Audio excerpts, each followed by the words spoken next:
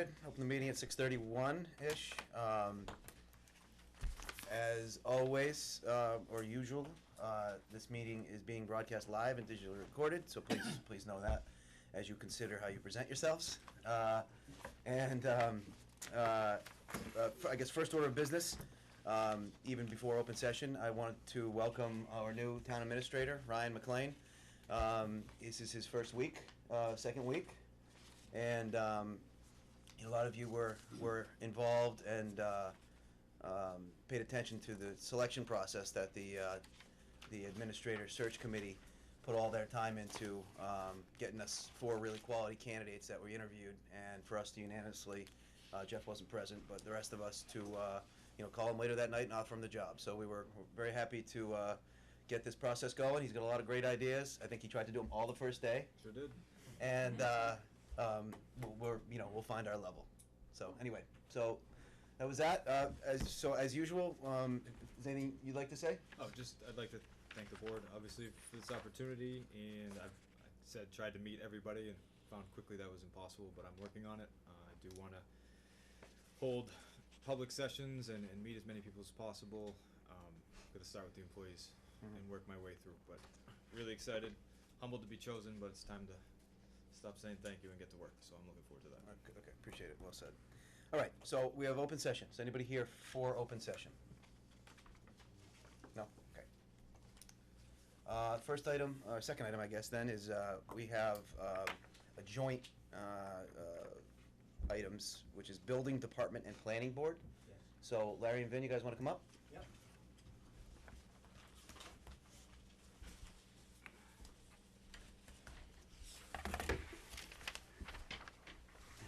If you could just state who you are, and we get going. Larry Brandt, Building Inspector. Vin Ritchie, Chairman of the Board of Planning. Planning Board. Okay. Got me all nervous. Yeah, right. On camera and everything, you know? All right, so what do you got? We're here regarding, and I spoke briefly with Ryan about this, what we're trying to do is get a second clerk in to have the planning board have their own clerk, taking care of the planning board and the things that have to be done with the planning board. What has happened over the years, and I've heard this from more than one clerk in my office, is it's very difficult to keep up with both. And so what Vinny and I have talked about several times over the years is to come to you as the board and see if we can find a way to make this happen. I know when Brian was here, I had written him a brief letter about it, more of a note than a letter, and he said he would mention it to you guys as the board, and then it would be up to Vinny and I to come in front of you, and so here we are. Okay, you want to add anything to that, Vin? Yeah, just a little background. It was probably 2009 or 11 when the position was consolidated. At the time, they called it the land use clerk. We both, before that, had our own separate clerks. But the land use clerk idea came about, and it actually never got fulfilled as such. It was never funded, and it was never brought to a full-time position, so it ended up with one clerk for 2 boards. And as Larry said, it works in the downtime, but we're not in any more downtime. Things are really extraordinarily busy for not only Larry, but us, planning board. We did meet with Brian, and we explained it to him, and, he was sympathetic, absolutely, but Yeah. asked us to come before you. Yeah, so Brian, he had brought this up to us as well, said that it would be coming, and in addition to, being sort of apathetic toward it, sympathetic toward it, towards it, he had already told us that he had put in a line item in the budget because of how much of a necessary position it seemed. Sure. So it wasn't even one of those, okay, yeah, let's go back and forth a few times, do you not need it, and then we try to jam some money into the budget for that. In my mind, this was already sort of a done deal, and just because of how much sense it makes overall. I don't know how much you've been plugged into this specific line item. So I spoke with both of you, and I appreciate that. Also spoke with the employee to see and sort of flush out some ideas and some other administrators in the area. So what the real issue, as we've discussed and found out, is the meeting minutes. So attending the meetings and doing the minutes, it can be several hours worth of work when you're supposed to be an 8 and 8 employee. To divvy out those hours just to do minutes doesn't leave you much time to do anything else. So a thought that I had in the line item, because it is in there, as you said, and this would be up for the boards to decide, but would be to regionalize or farm out those minutes, which would allow your planning board to have a dedicated note taker and meeting taker, and then also free up that clerk to do a couple hours a week for planning board, but then more extensive time in the building department. I think that would be the most cost-effective solution and address sort of the main part of the problem without having it to be a really, really big issue. What do you think? What do you think of that? I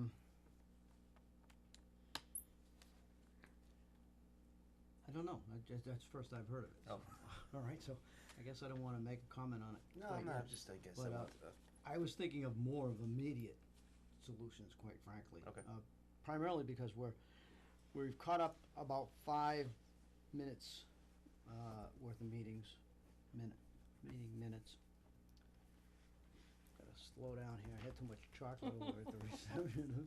So we have about 5 minutes Yeah. completed, we have about 7 more to go. Okay. And that's huge. She's doing them. She is doing them. Oh.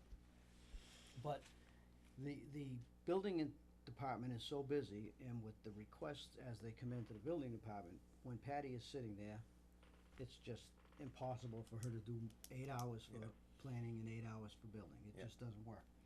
And we're just running into a lot of major processes that we're going through, namely with the solar farm applications, the public hearings, a variety of different things. And I was hoping that I could convince you that with these 2 departments being the most revenue productive in the whole town, that we might be able to work something out for the rest of this year before it even goes to town meeting for budget. And by that I mean that the planning board, with just 2 bylaws that we've written on the books, we bring in this year $352,453 in revenue. This is solar. $223,000 is solar, which goes to free cash, which is basically where I'm really going with it. The other, and next year it's gonna be another 97,000 in free cash coming in. So I'm hoping that maybe out of free cash, we could supplement the rest of this year before it goes to budget. And that would be approximately 4, 5, 6,000, maybe at the most. I guess we got 5 months to go. And that would alleviate the situation where we would get our dedicated 8 hours a week for the rest of the year. Larry'd get his 8 hours. We'd still have the 16 hours. It would just simply be dedicated to each board. Did you? So that's new to me, anyway. Right, that's, after we met the other day, and, I just did Sure. some math and figured some things out. Did you talk specifically about where the money would come from with Brian ever? I don't know if we mentioned it, did we? No, far. what he did is he wanted to make sure that we had gotten in front of you guys as soon as possible. Yeah. And that it was really put on our shoulders to look to make this work. And as far as I can see, it would be a situation where it hasn't been planned on for this year at all, this fiscal year at Right. all. But we also feel that there should be enough money that we've brought in from both offices to be able to do this for the rest of the year. And of course, that becomes how much money has already been spent and Yeah. what's left. And I have no understanding of how far that is. So at this point, yeah, I'd love to see it happen this year because it's important. If it doesn't happen this year, at least at a minimum next year. I'm all for it this year. I mean, if there's a way we can find it somewhere to make it so that we have so few people who volunteer, we have so few employees overall, Right. that anything that can take away some of that stuff that gets in the way of the real work, I'm all for. So with 6 to 8 hours a week, Yeah. your meetings average about 2 a month, right? So you'd have an off week to catch up. And We have 1 meeting a month. and they generally last 3 to 4 hours. So if you brought in a weekly supplemental employee for, say, 6 hours a week, that would allow easily to catch up and to continue with minutes, then progress into a longer-term solution for the next year? I mean, you're not talking 5, 6, you're talking 2, 3. Well, that would work for the minutes, without a doubt. I mean, that's a solution.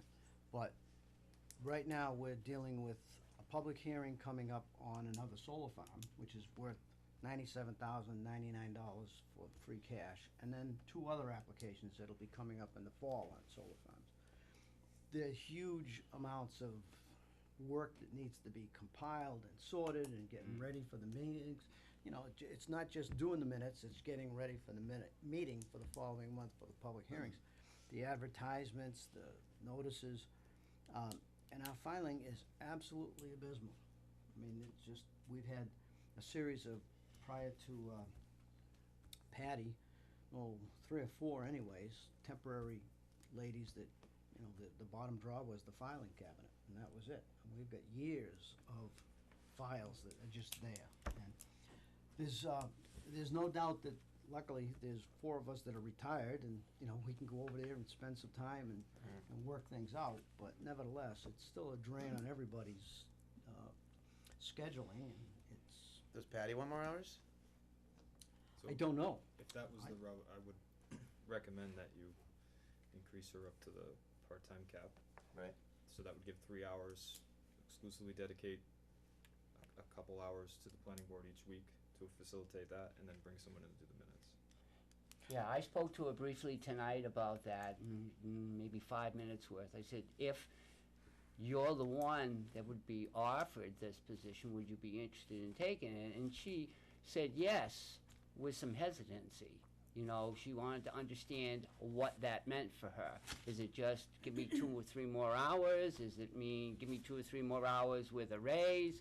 What is it? And I said, well, half of that you're going to have to discuss and get clarified with me. But more importantly, you should really talk to the board as well, especially the town administrator, to get it all worked out.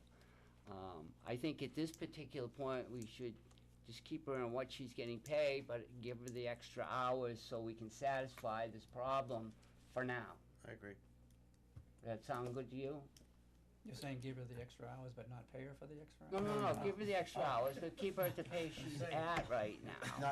Not a raise necessarily, but again, it's only going to 19 hours. When you said keep her as it was, I'm saying, wait a second here. No, I'm Okay. sorry. It would be essentially going from 16, and again, we're not, 16 to 19 hours. Right. Because then we would get to a benefits threshold.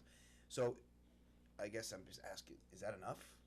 And I know this isn't permanent, and you just talked about it, having at the town meeting, having a separate position, but just based on the fact that you're here and you wanted to get in front of us so quickly, because you have an immediate, is 3 hours enough? well, as long as the planning board gets a dedicated 8 hours, that's fine. Another 3, which means from the 16 hours that we have now, we take 5 away. From total, 5 goes to planning, 3 extra goes to planning. We have our 8.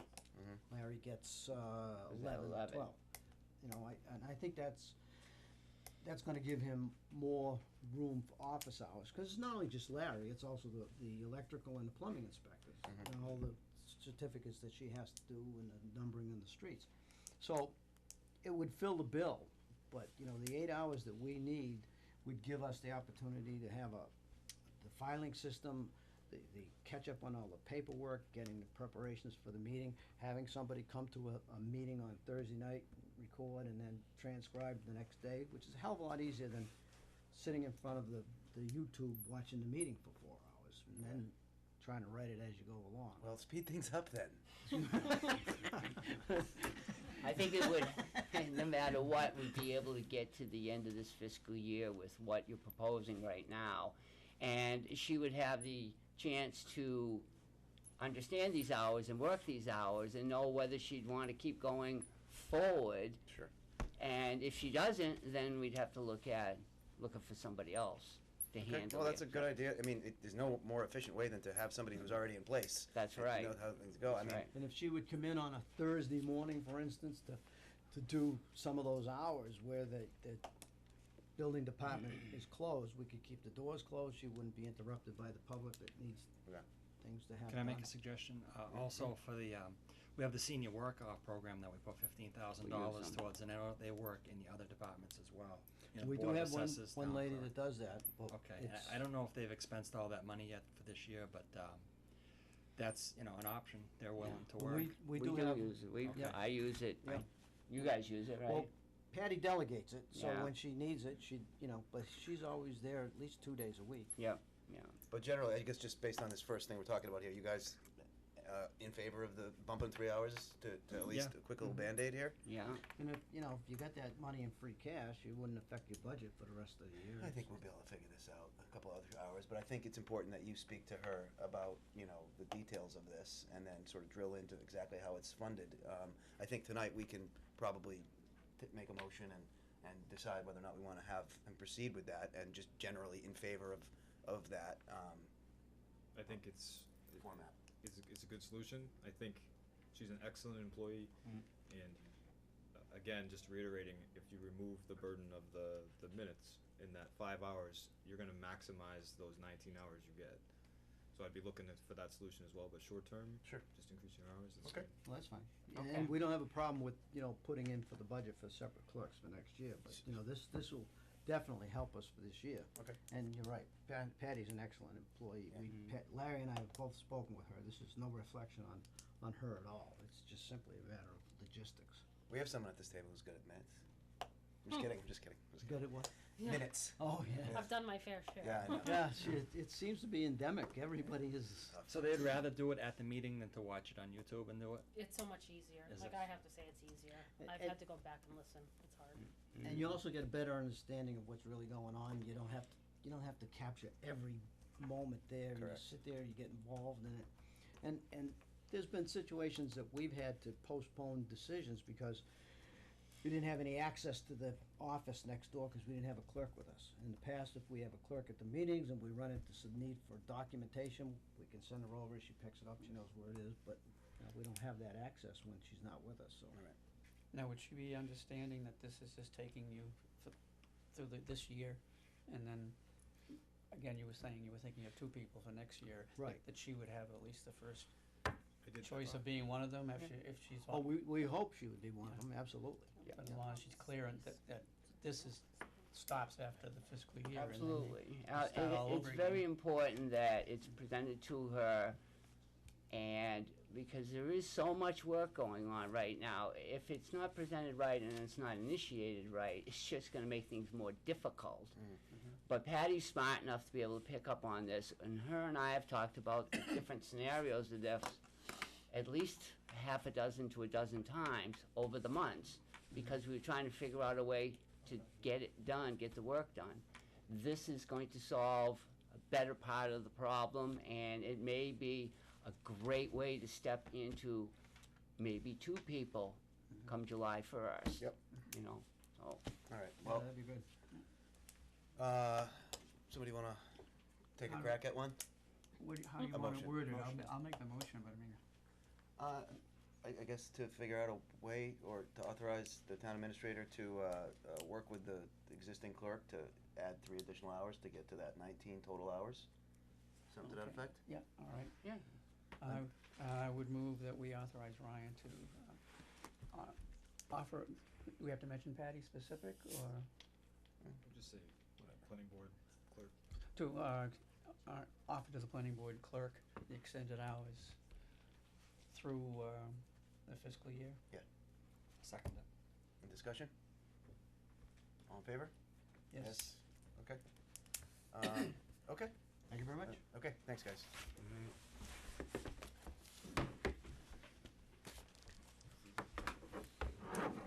Works out for me. We'll make it work. I'm caught. Thank you. This is messy.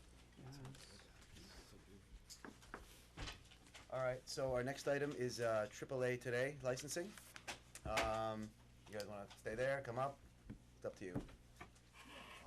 Fine, okay, you're right in front of us anyway. So, I guess, why are you here today? We needed an update Right. on Larry's. That is Oh. sort of rhetorical, Oh. right? Um, Sorry, I thought you were wondering why. I'm like, oh crap, maybe they shouldn't have been. all right, so I'll reword. So we are here today. Good idea. I like that better. So, regarding, so you received a letter, and this was dated February 13th from Larry, and Larry, if I can have you participate in this as well, Sure, too? Thank you. absolutely. So you contacted Jan and made a visit? Yes, I was out there today, to do a walkthrough and to sit down with him, regarding paperwork, make sure things were in place, that have to be in place. There was one issue that couldn't be answered right away, and it had to do with, a potential item regarding, oh God, what was that? Was that the registry of motor vehicles, right? Excuse me. Anyway, to make a long story short, after reviewing it and having him communicate with, people at, I believe it was the registry? Registry of motor vehicles. Registry, he doesn't have to, under that class 2 license, present this paperwork. So that was one of the issues that we discussed. The other one was the bond, to make sure that the bond was still in place. And he explained to me that the way the bond works is if the bond isn't paid, the insurance company notifies the town. Have you gotten any notifications on whether the bond has lapsed? No, Nothing? nothing. It's called a continuous bond. But we get a receipt every year, but they don't send anything out. They only send out if we don't pay. Okay, I haven't. No, nothing. First I've heard So of it. it will say on the bond that it's a continuous Okay. bond. Okay. Yeah. But we can bring the receipt too. If you need it, I don't need it necessarily. No, I just wanted to make sure that it was in place. It was basically, once I got there, I had these items that I wanted to go over with him, and we spent about an hour in the office discussing them. The one issue was the registry, because I just assumed it's something that had to happen, because some paperwork that I was presented actually talks about it here. But it turns out that it doesn't have to happen, because if you read the whole parcel here of what's here explaining what's required under this section, it has to do with a different type of business, and he's not in that type of business. Okay. So, the long and short of it is it got settled. The other thing was his allotment of cars is right at 40 cars and trucks. When you mix them all together and where they're located has been organized. As a matter of fact, inside the gating area is almost the same as the way it was several years ago when he did a large cleanup. Yep. He had gone through the front, the rear, the gated area, and out in the field and cleaned everything out at that particular time. I was pleased about that. That had been taken care of. I did speak to Laurie about the fact that, in my opinion, you could issue his certificate. He has done the things that I needed to have him do to continue to move forward. Now, I do understand there's some issues with the neighbors, and I have not been privy into that, other than to hear that there was some problems, okay? I think John's here to discuss it with you, because in some cases, I don't know whether it's connected with the business or not, but more importantly, the business that he has is allowed under the zoning bylaws and under the special permit that he has, allows him to do mechanics work as well as secondhand handling of vehicles and parts. That was one of the issues that we went over. I needed to understand exactly what he does, and what he's looking to do, from what I understand, is do more mechanical work there and just stay at the garage. The other issue was whether he has been selling vehicles, which is what the license was issued for. The Class 2 was to move used cars. And he advised me that between 2017 and this year, he has, I think it was 6 6, probably last year, and way more the year before. the year before, but what about this year? Have you done anything this year? Yes. Okay, so these are the things that really should be looked at each year before the certificate is reissued. Because as you go through some of the laws, it basically says that it should be resolved as far as the town is concerned, and more importantly, the Board of Selectmen, because you guys are the people that issue the license. So we went over all of that. We spent quite a lot of time talking about all those different things.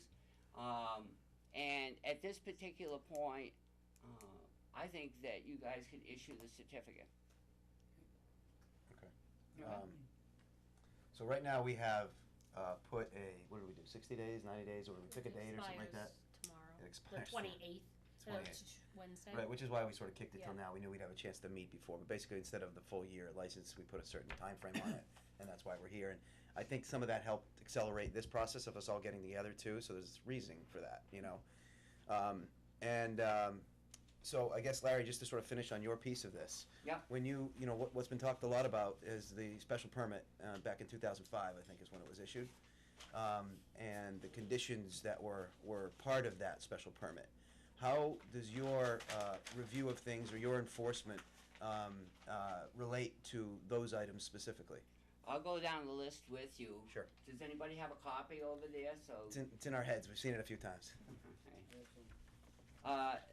First of all, the explanation of the special permit, and I think it's important. Vinny and I talked about this at length the other night. It says, at the planning board meeting of July 5th, 2005, the vote was taken by the planning board will indicate that a special permit has been granted to John Johnson, 60 Gardner Road, Hubbardston, for the expansion over 50% in size of an existing garage. So there it explains what the special permit is for, to expand up to 50 or over 50% of the existing garage, which was there when Roberto was there. It was the old wooden So when garage. expand, does the word expand mean expand structure or footprint, or meaning like that the is it a structure that's increased 50%? Yes, you can add on to the structure. Yeah. Or you could, let's say that the structure that's existing is a piece of crap and somebody wants to tear it down. Yeah. You get the size of the structure that you have there, and he's allowed to expand 50%. So if I he's see. got 1,000 square feet to begin with, but comes to the town and says, look, I want to get rid of that, I want to have a brand new building here. So he can go to 2,000 square feet. Okay. Mhm. All right. Thank you. So the bottom line behind that, what was really important about this was the fact that because he went for this decision, he has to stay in the sale of cars, because this is all tied together. And it was extremely important that he continues to sell cars there. So as you go down here, it talks about all cars to be parked off public highway. Okay, there's no cars parked on the public highway. Which None is that I've defined. seen. Which is defined strictly as the actual road plus. Route 68. Okay. And the taking of Route 68. Obviously, Sure. Route 68 is pavement, but there's also a taking Yep. portion of it. All license requirements are followed. So this is a license requirement right here. Okay. The special permit. Okay. Conform to the plans and specifications submitted by the applicant. That was the little site plan that was given many years ago, which I do have with me. Do you have one out?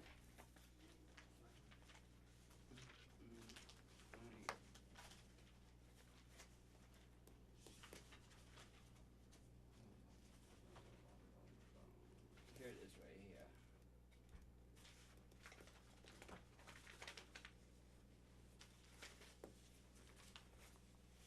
This is what was submitted to the planning board back in 2005. Might as well hand it around, you can take a look at it. It basically shows the buildings, the parking areas,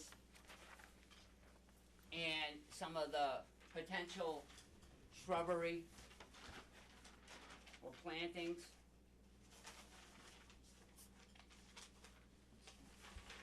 It's parking. So, I don't think since this has been issued, I don't ever remember more than 10 cars up front. Up where the Route 68 is, because it drops off severely down into the parking in the front of the garage. Yeah. When he had some fairly decent used cars out there, I don't think there was any more than 10 at any one time up for sale. Most everything else that may be potential sales is parked down in front of the house area. There's 5 or 6 parking spots that's on the plans as well. Right. There's quite a bit of parking listed there. Yeah. You could fit easily over 100. Okay, so as we go down the bullet points here, conform to plans and specifications submitted by the applicant. That's correct. In your opinion, it conforms to the At plans? this particular point, yes, it does. Conform to the order of conditions requested by Concom. I don't think I have that copy with me, but it has to do with where Route 68 drains over on, and if you're looking at that plan right now, when you hold the Gardner Roads part of the plan towards you, Yeah. on the extreme left, where the addition says 40 by 60, down in there Swale? is, huh? Is that a swale? There's a swale area in there, absolutely, and there's a collection of water area that also gets down into there. That area is where Concom, as far as I remember, had the issue and were concerned about. I've been over there, each time I go there, I walk over there to take a look at it, and depending on the time of year, sometimes it's wetter than other times, but there's really nothing there other than plantings and some reeds, just typical watered area, you know. One of the other issues that was brought up today was a broken drainage pipe that he has at the bottom of the hill behind the parking area. It basically, matter of fact, you can see it on here. Yeah, I remember Jan mentioned that to us a couple of years ago too. Oh, you did? Okay. These pipes right in here. Looks like it's meant to either be a stone wall or a pipe, but supposedly right in this area there's a pipe that's broken off that bleeds out into this area, and that causes wet Oh, yeah. down in front of the You garage. can get yourself lost there. Yeah. So, I don't know whether that actually feeds all the way over there. I don't think it does. Not Does that anymore. feed? No? No, it does not. You raise that whole area, The or? thing was, there wasn't supposed to be a pipe there. There was, yeah, Well, there was nothing on the drawings when we did the building. They didn't tell us that they had a runoff from the other side coming into our I property actually at all. claimed that the That's a state supposed thing. wetlands was runoff from 68. From Yeah. 68. At that time, the town told me there was no such runoff at all, and this was wetlands. Okay. Come to find out that the town had drawings and plans of that said pipe, because when I was digging, I found a pipe, and we just did. Yep. Once a rainstorm came, manholes of 68 popped up, and then Lynn. Lynn Oh, came, Lynn, yeah. and then he had all the drawings, Yeah. which the town claimed it did not exist. There was nothing in the ground. And they the- made us move the building because of those wetlands, Hmm. which was the runoff from 68 that they didn't tell us Which caused about. the whole half of the special conditions to begin with. Okay. So there's a little circus going on. But anyhow, Okay. so now we still have a pipe which is bleeding. I offered at the time if we shouldn't just finish this matter together, dig a trench or do whatever to alleviate the problem, because it's hooked up to those Yeah. manholes.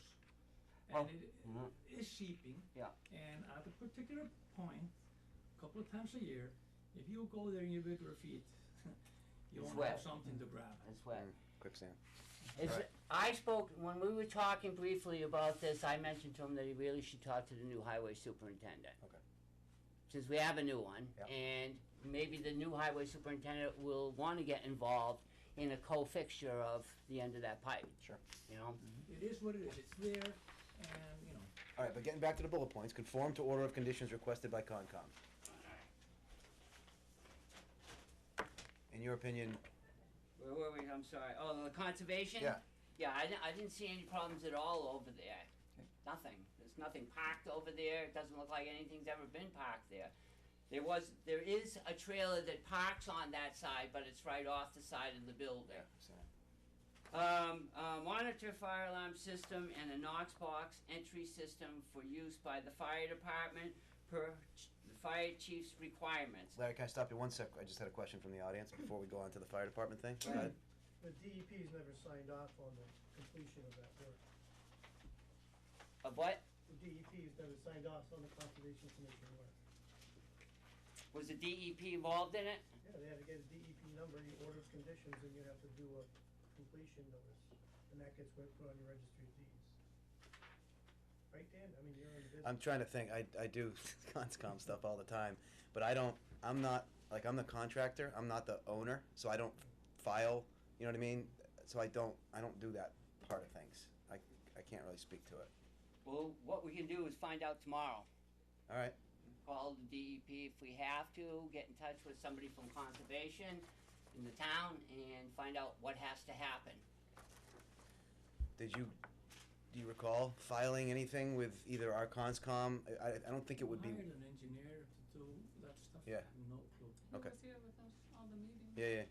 I mean, he would know to do that. My gosh. Yeah. I So know, the if there was engineer. if there was an issue, they would have let you know. yeah. He was in the building where the Wachusett Brewery is. Don't remember the name. Oh, I know what you're talking about. It's underneath the railroad tracks there, the Wachusett Yeah. Brewery. Yeah, Yeah. Yeah, the same building, there was an I could look up the name, but. If you could look it up, that would be helpful. See if you can find his number. I don't mind calling him. I mean, you can call him, but we'll Sure. get it done. Yep. Okay. Okay. All right. Sorry. So back to the fire department. Knox box entry system. Yes, the Knox box it was on last year. What is it still on the front by? Yes, it is. I didn't even notice it today, to be honest with you. Okay. Here. Some planning board accepts submitted plans by Trowbridge, which is that set of plans that's walking around the table. Okay. And that was it a set of plans or was it just a plan? Just what you saw there. Okay. So there wasn't like the construction details, any of that stuff. Okay. So it's the site plan. And that is followed up by, it says, by Trowbridge Engineering, all buildings / site work to conform to outline on the plan. That's the end of that statement, Which it does. which it does. Okay. And that sign. that wasn't a statement. That was more of a question. Which it does. Oh, you were asking a question, Yeah. I'm sorry. My tone will. As far as I issues can tonight. see, yes, what's happened is down in the front, the whole front area in front of the garage, I noticed that there's new stone put in there, and it's raised up in front of where the doors are, and to me, that comes from several years ago where it was nothing but a mud pond down in that area. The water was coming down and into that area and was creating a problem. So by putting the stone in there, it really cleaned everything up and it raised the parking area. I remember when he did that. I think you were happy he did it when you did it, actually, because it cleaned things up a bit. So yeah.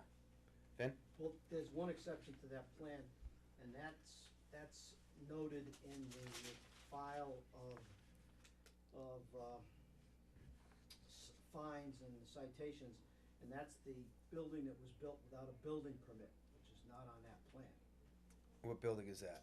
That's the addition? The There expansion? is a metal structure that was put up, and The I boat? spoke to Johnny, huh? For the boat? For the boat, exactly. No. No, that's a no. part of the building. No. It's just It I don't is, know where it is either, there's- but it's cited in the file that there was a building erected without a building permit. There So was, that building would not be on your plan. that is really It's right a here. shed? Isn't that it right there? No. No, it's a roof with 6. It's actually for sale. It's one of those, what do you call it, lean-ons?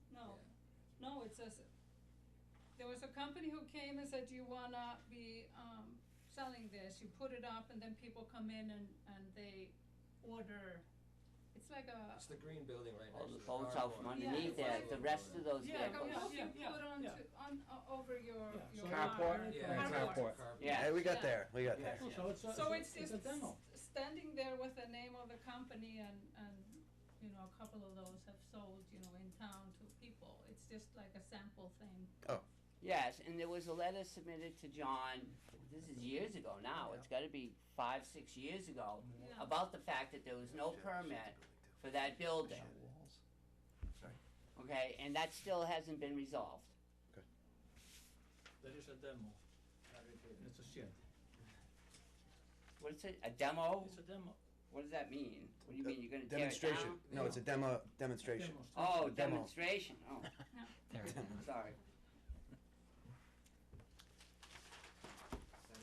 Alright, signage, there was a sign up the front several years ago that there was no permit on, he took it down and removed it. Today he showed me a framework for a sign, and it's actually a real estate for sale sign, which is roughly 18 inches by 3 feet long, No, that- 30 inches. 36 inches long. 30. Oh, that's 3 feet. Not 30 30. inches, 18. Oh, 30 by sorry. Anyway, he wants to have a sign put in there. Yep. And then located up by the roadway, which he's allowed to do with a permit. Yep. So if he wants to do that, he has to come and take a permit. Okay. The other thing is he's got one of these, a lot of people are getting them now, they're the tall flag type signs. You know, they're made out of cloth. And our bylaw allows what's called a banner style sign, Okay. but only for several months, done. It's really for if you're trying to say, Grand opening. hey, we're having a parade or a town function, whatever. It's not meant as a permanent sign. Okay. Okay? So, he hasn't applied for either one of those, we just discussed them today. Okay. Exterior lighting to infringe, no exterior lighting to infringe on the neighbor's privacy. That's something else that we discussed today, that his building faces Route 68. What's closest across the street is the little building that the bus company uses for their office during the day. To the extreme left of the property, there's really nothing there besides the woods. Across the street, next to the bus company, the Leighton's property. Yeah. Is that right? On the Yeah. right side. Yeah, the old house, I think there's somebody new living in there, and I'm just giving you these houses as to what's next to it. And then, to the extreme right of it, there's a business there, it's the stove company, as well as Ken, I can't think of his last name. Who? Stewart's garage Yep. is there. And then the next nearest house is down on High Street. Okay, so not a lot of neighbors. Not a lot of neighbors. And if he wants to put up exterior lighting, he certainly can. It's discussed in here, it cannot create a problem. Okay. So, that's the way I left it with him today. Sure. No exterior lighting, yeah. Last but not least here, it says storage, repair areas of all equipment and vehicles are to be screened from the general public view by attractive fences and or plantings. And there is no fencing there, there is really no planting other than the trees that run down the common property line to Ken's property. The other side is just woods. Out back, it's probably 500 feet before there's a stone wall, and then there's it changes hands, oh, I'm sorry, to Mr. Bracco's property, in back there. There really isn't a lot of houses there to be a problem. And so we basically walked all around the property today to see if there was anything across the property lines. There wasn't anything across the property lines. And really, he's got a old vehicle that, was that for the Lions Club or used to be the Lions Club? That was their old catering truck. An old catering truck. It's a closed-in type of vehicle, probably, I don't know, maybe 40s or something. it's old. It's old. It's sitting out in the back, out behind where the caged area is. The reason I bring that up is it was one that wasn't counted in this here, but he is making a commitment, he's gonna get in touch with the Lions Club to see if they'd be interested in taking it for whatever they need it for. Okay, so we sort of went down every bullet and got your opinion on them on the way down. So I guess I want to get your opinion on this one as well. I mean, it is written as storage repair areas of all equipment and vehicles are to be screened from general public view by attractive fences or plantings. Correct. So I guess, what say you? There is no fencing or plantings up at all, okay? If they're a detraction, I have not gotten a letter about any detraction from any neighbor at all. So, does he have to put up a fence? To me, it would seem the best place for a fence would be down the common property line between the one abutter that could see him, which is Ken. That was it. All right, so one sec, I just want to, so, you know, you came in a few weeks ago, thanks for coming in again. And you were going to be thinking about things as well, and a lot of it was relative to, you know, discussions of fencing, planting, all that. What have, you know, knowing that we have some conditions that we have to at least discuss, where are you at with things? You know, it's a wide open statement like that. There is a reason that was put in there at that time. You gonna build the fencing? Yes, What was that? about the fencing. Yes, And okay. we did put green on all the impound fence, Yeah. you know, that comes. I saw that, with- yeah. And also plants beside the house, And out, there are trees that we planted there. whatever you call them, which stand about 10 feet tall now already. But it doesn't really matter what we put there, you're always gonna look down on our property anyway. Because we're down below the street, so our question is kind of, we just want to solve this and keep everybody happy and tell us what to do and we'll do it. Yeah, so, I mean, it's such a tricky thing. I mean, you've got a permit and you've got some requirements in there, and, you know, you've got some publicity behind this now, too, actually. So, it sounds to me, Larry, bouncing back to you for a minute. Yep. Sounds to me like if we decided to temporarily extend the permit or grant it, or the permit license or grant it, Yep. there wouldn't be any issues from you. I don't have any issues, and if you said we want to extend this with a condition that he put some fencing up. Yeah. Sure, I understand that. That's fine, because it is mentioned in here. Yeah.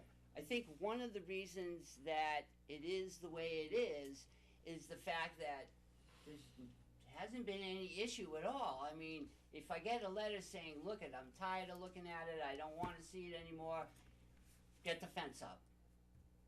You know what I mean? Because it's here. It's there that I can use it as muscle. That he can't say no. Good. I want to ask one question. Where would it be?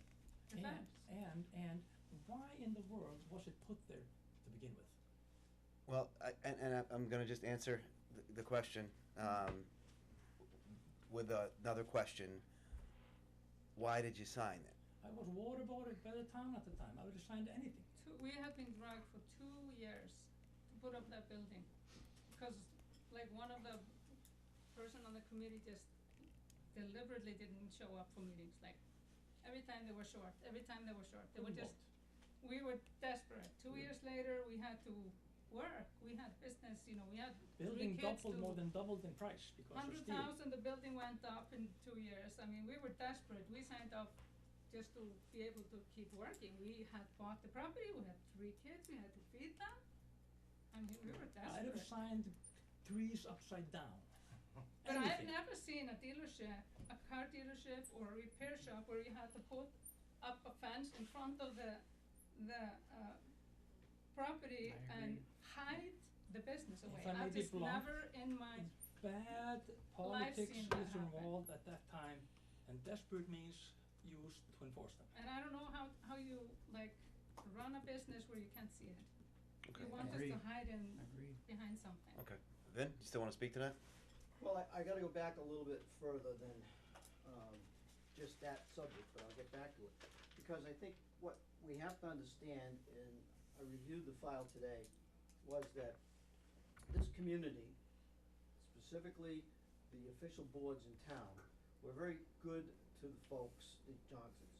They were granted a variance by the ZBA to put this building up so that they didn't have to be the full 100 feet back from the road, they could be 40 feet back. Then they came to the planning board for a special permit, under which they were grandfathered to do the auto sales. So that continued on with Roberto's licenses. But they were also given the special permit by the planning board. And that was required because they wanted to expand the size of the building, as Larry already discussed with you. There was really no argument from either one of these boards. They were pretty happy to grant these, and I guess I'm the only one left standing on the planning board at the time. But there was concern from the planning board issue of the appearance of the property. Now, regardless of what the special permit conditions say and what we did with that fencing and planting, goes along with what is already in the zoning bylaws. Under 4.5, uses permitted by special permits in commercial districts. And it says the following uses are permitted within commercial districts subject to conditions and limitations contained in an approved site plan, Article 9, and that approved site plan that we approved was a site plan that we typically let small businesses get away with. A site plan under Article 9, if you read it, is an extraordinarily expensive item that comes in with engineering and stamps and everything else. But we don't push that. Environmental and community impact analysis, we waive that requirement also. That's another very large burden for an applicant to prove. And a special permit issued by the planning board. So those first two we waived, the third one was what we gave out. But now these are the zoning regulations, not the special permit. And on the 4.5C, it says, motor vehicle service, repair, washing or fuel business, provided that, except for vehicles under repair, there will not be any exterior storage or placement of vehicles, equipment, discarded parts, or tires. That's right in the zoning bylaws. So when we gave that special permit out based on planting and screening, that was a mutual agreement that would comply with our zoning bylaws, which are already in effect. And the planning board didn't make these bylaws up. These bylaws were accepted at town meeting by 2/3 of the people who voted on them. And the real reason behind all of that is obviously to keep, especially on Route 68, and this was a continual problem with not only this particular business, but others, and still is with some, of unsightliness and really very troubling areas that really don't bring the best or shed the best of light on this town of Hubbardston. It has a great impact on real estate values, it has a great impact on curb appeal, and the condition we put under there for the fencing and the plantings, and either one would have been acceptable, was to comply with the bylaws that the town has adopted. So, fencing, yeah, that would have been expensive. Plantings, I don't know what those would have cost, but we're going back to 2005 or so, and this is a situation where I think you need to look at the entire town, because we also granted a special permit to a business on Route 62, Hub Equipment, for the same exact request. And if you go by there and see what the Handy family does with their business and their premises and what their appearance is, and you compare it to what we see on Route 68, I think there's a vast difference. And I think that regardless of why they signed it and why they were motivated to do it, they really had no choice, because this is what zoning is all about. We have this zoning in town, and we have it in place because the people of Hubbardston have voted it in, and that's how they would like it. So that special permit condition of plantings and or fencing is not an onerous, arbitrary thing that we put on there. It's simply a compliance with what the zoning requirements are. It's just, it's such a vague statement in this case, because storage, repair areas of all equipment and vehicles are to be screened from general public view by attractive fences or plantings. It's just, there's so much in there to get confusing. So, and I know, I know that, that might be a very, very easy thing to do on many properties, many, but we're at where we're at here. So, I'm not relieving anything of anything, I'm just saying, we are at where we're at here, and specifically tonight, to go over that one bullet point, because that's really where we're at here. One second, Jassy had something. Yeah, I would just like to, and I appreciate all the work that Larry has done on this, and I accept everything Larry says. On this one point, which is the point that was really in question, the implication I keep hearing is that there should be a screen to prevent the whole business from being seen from general public view. I don't believe that is what this is saying. What it's saying is the storage and repair areas should be, screened from public view. So if they are selling cars, those cars don't have to be screened from public view, obviously. It's just the storage and repair area. So if there are areas where there are cars that are being used for parts or cars that aren't registered, that are in the process of being repaired, those are the ones that should be screened from public view. If he has cars that need to be displayed for sale, there's not a problem with that. It's the storage and repair. And I don't think it's hard to, he has a big building there. Those cars could almost be hidden right behind that big building if to hide them from general public view. So I feel like You're next. the idea that they are being asked to completely hide their business from the public is not at all what's being asked. Simply to hide the vehicles that are being used for parts or whatever else, so that they're not out looking like junk cars. Yeah. So that was the question there. Okay. Not that the entire business is to be hidden, that's not at all what I interpret as. And I don't think, so, I think it's just to have the stuff that is under repair being, leaves it behind the building. There's plenty of area. John? I see that point of view is very, very fair. Now, basically, if you look at the property from the street,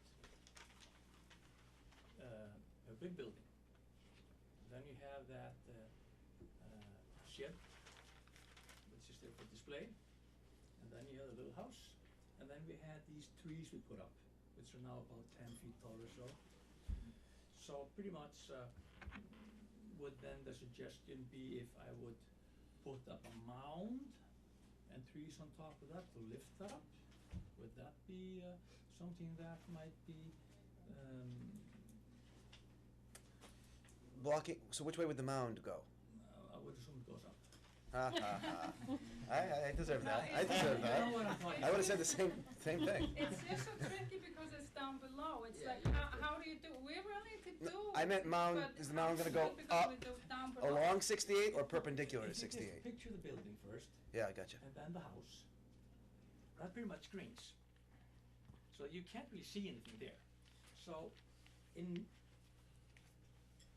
if following get you that now. line, we do have shrubs. Sure.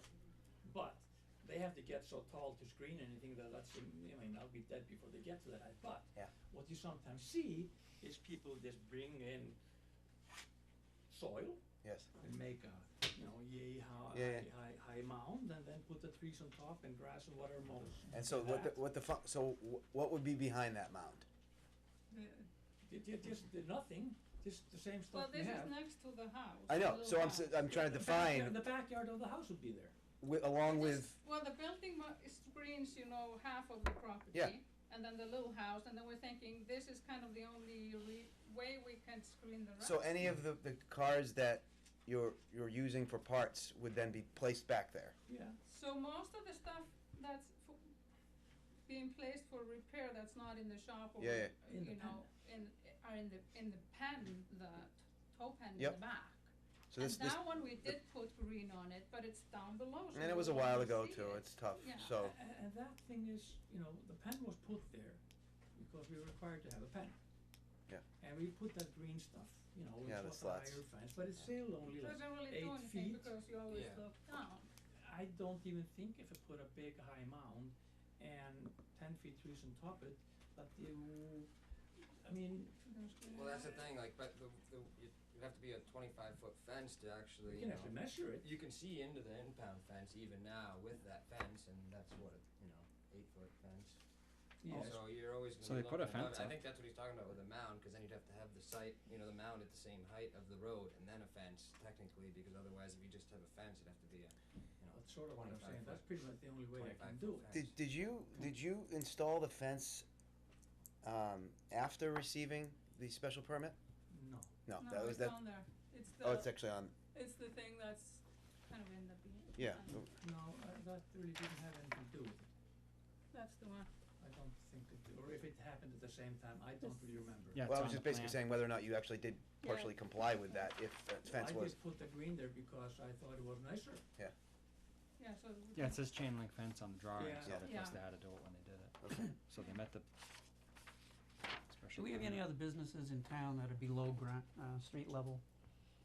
Cause I would, reason I ask that is I'm submitting that when this was put in, I doubt that these people who wrote this way were thinking in terms of covering a business that's below street level. So I think that we need to be a little bit more flexible here because they are a business below street level. Where this to me is written for, the average. It's very simple to put a Uh. fence, screened fence, if you are. My handicap is simply that, I haven't really measured it, but it's probably a,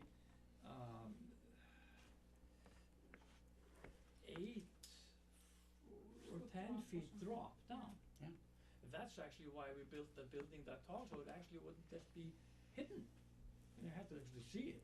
I'm with you on that. That's why it's always that tall, because any lower structure, you just wouldn't even see it driving down 68. All right, so I think I understood, but we have a special permit with conditions on it, okay? And the conditions aren't gonna go away. So, whether we can agree to come up with policy that, and I don't mean like necessarily legal policy, but policy of how you're conducting operations with some of the different staged, vehicles you have versus like a fixed vehicle, a being fixed vehicle, a vehicle that was, gutted, so, I think that's fair enough. so, Why don't we do this? Why don't I go down there and take a look at placing some fencing that would get the maximum amount of bang for the buck? Because really, there's only a few places that you can put fencing in that yard that'll have any benefit at all without fencing the whole thing in. And I think I understand what Jassy wants is to block anything like repair work or parts. right, And there is one spot where most all of that stuff stays Yeah. right now. that's what I was just getting It's at. chain linked in right now, but if you put another fence straight across to the stone wall, it's gonna block any view at all from the street area. Alright. You'll still be able to see over the fence, but the whole idea is to block enough of it so you don't see the cars. Can I just say one thing? Yes, you can. Larry, it's not what I want, Mm. it's what the bylaws say. Okay, yeah, I'll put it that way. Sure. What the bylaw is requiring, What the town voted on. what the town voted on. Okay, Vin? Just to reiterate, I guess, and to qualify what Jeff said, we don't have a lot of discretion in this kind of a situation. We have uses permitted by right in commercial districts. I'm quoting from the zoning bylaws, section 4.4.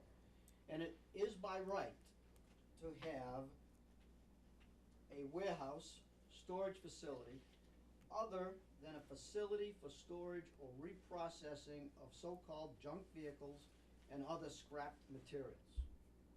And that transfers over to the 4.5 that I mentioned a few minutes ago, whereby any motor vehicle service or repair has to be, or there can be no exterior storage.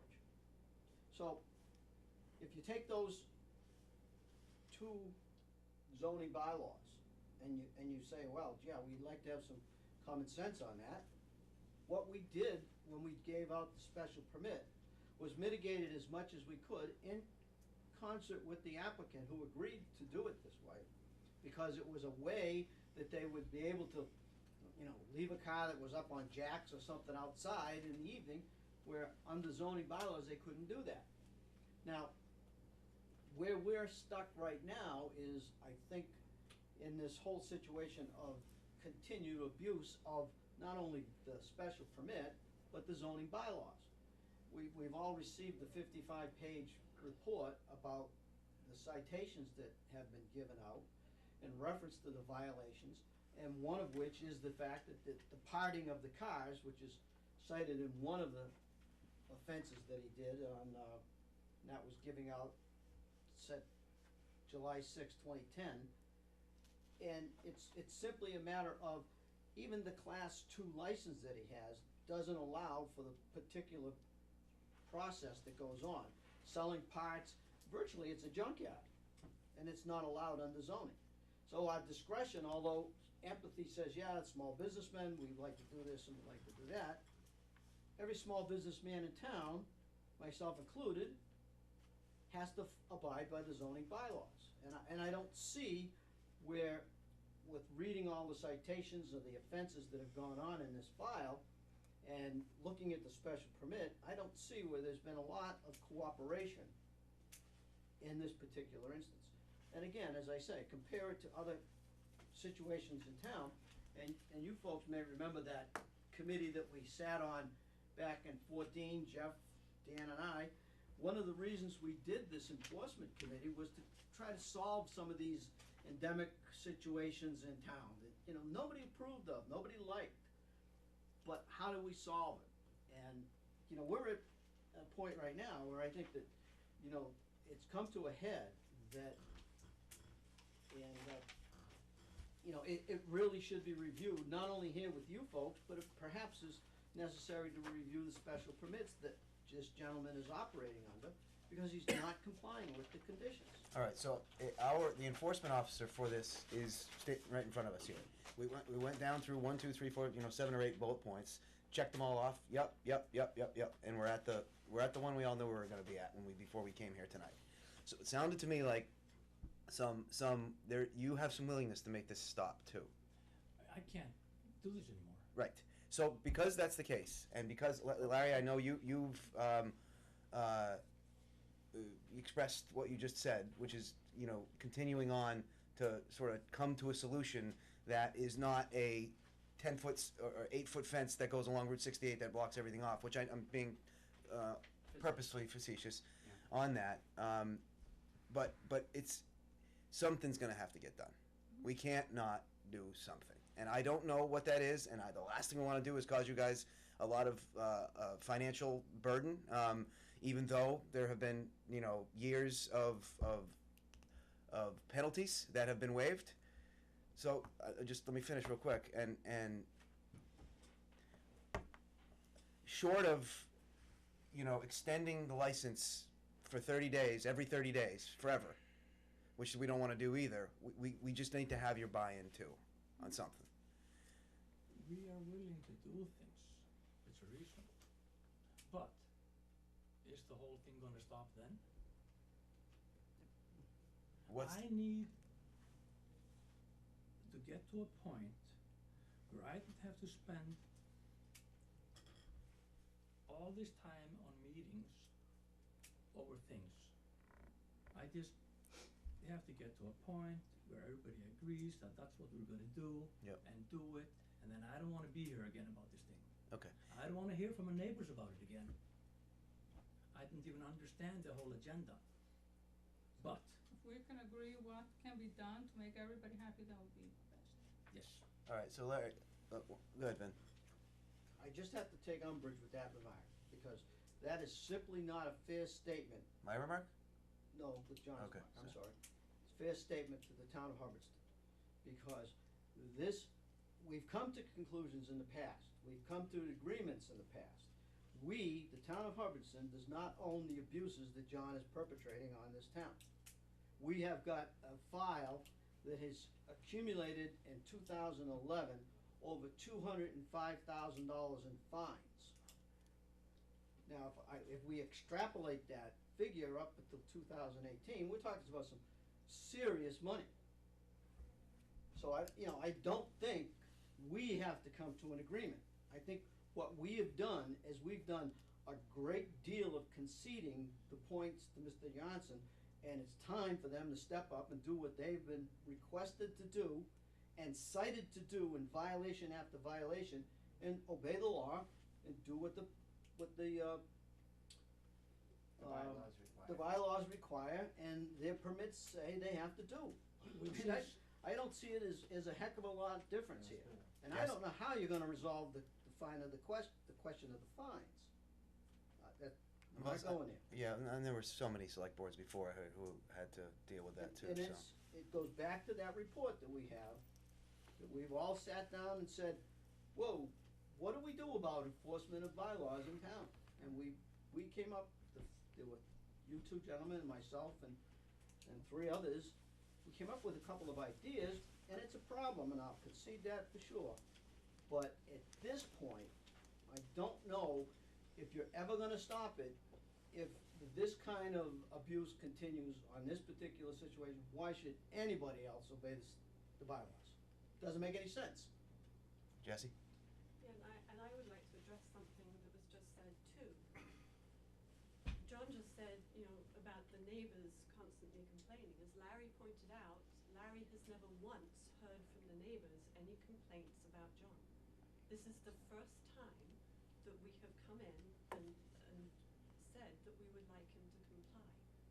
So, I would like, Okay, so we have a, I would like that implication to please stop.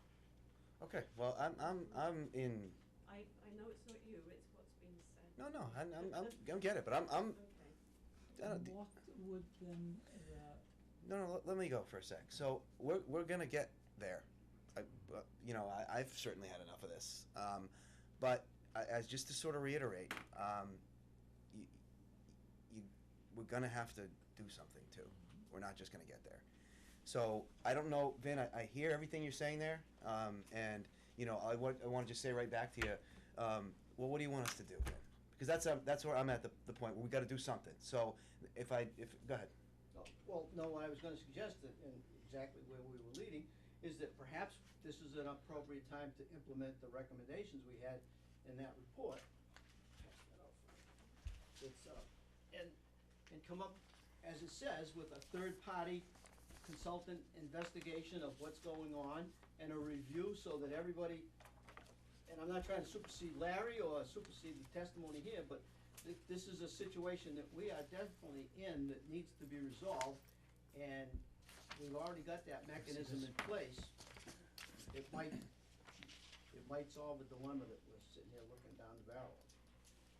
But, yeah, I understand where you're coming from, and all this coming down, we're down to a piece of fence, really, is what we're talking about. We've been through the bullet points, and running a business in this town, especially that type of business, I remember what it looked like when Roberto was in there. It was like a bomb went off constantly, and there was over 100 cars in there, which I never really understood.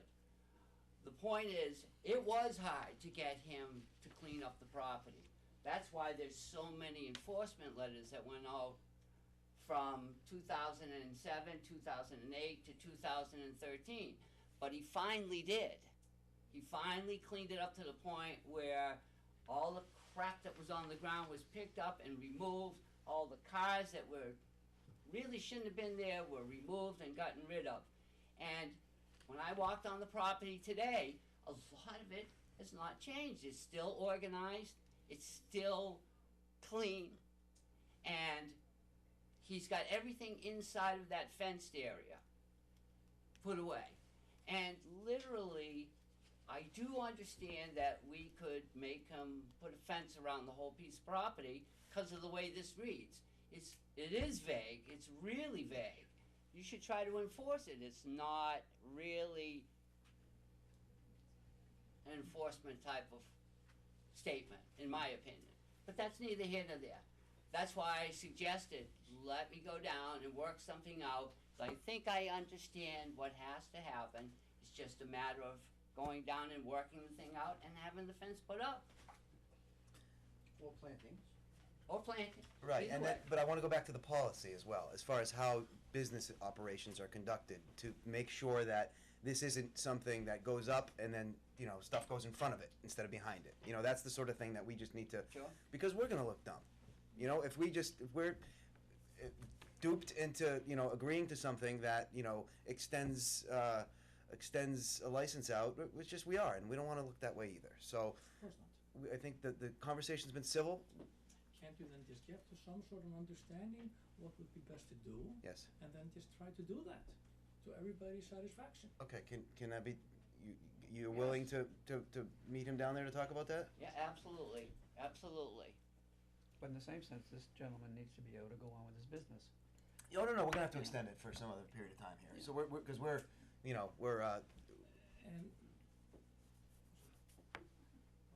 And most likely, you know, stuff like that's gonna have to be done after mud season is done. yes. It's not very much good to do anything right now. So it's March first, almost March first, so, April. So, you know, 90 days would bring us to the end of June. Right? March, end of May. End of May. 90 days to end of May. I don't know, what do you think about extending it 90 days? 90 days sounds. Pending, you know, discussion of, and then brought back to us, as Yeah. far as us being able to have an opinion whether or not it's enough at I that. think that's a great idea. Okay, and Well, then, Fine. When can we meet? When can we meet? This week, we'll meet this week. Probably not tomorrow, more than likely the end of the week. Huh? or instead of 90, why don't you say May 31st? May 31st, okay. Okay, I'd like to make a motion if I could, to extend the permit for AAA, to May 31st. Second that. Discussion?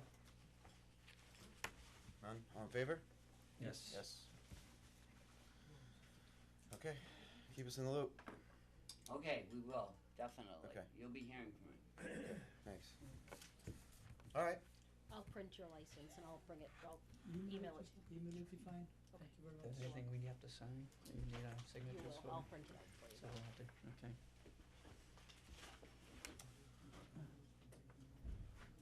you're free to go. Thanks, Larry. Thank you. John, thank you. Thank you very much. Good luck. Thank you.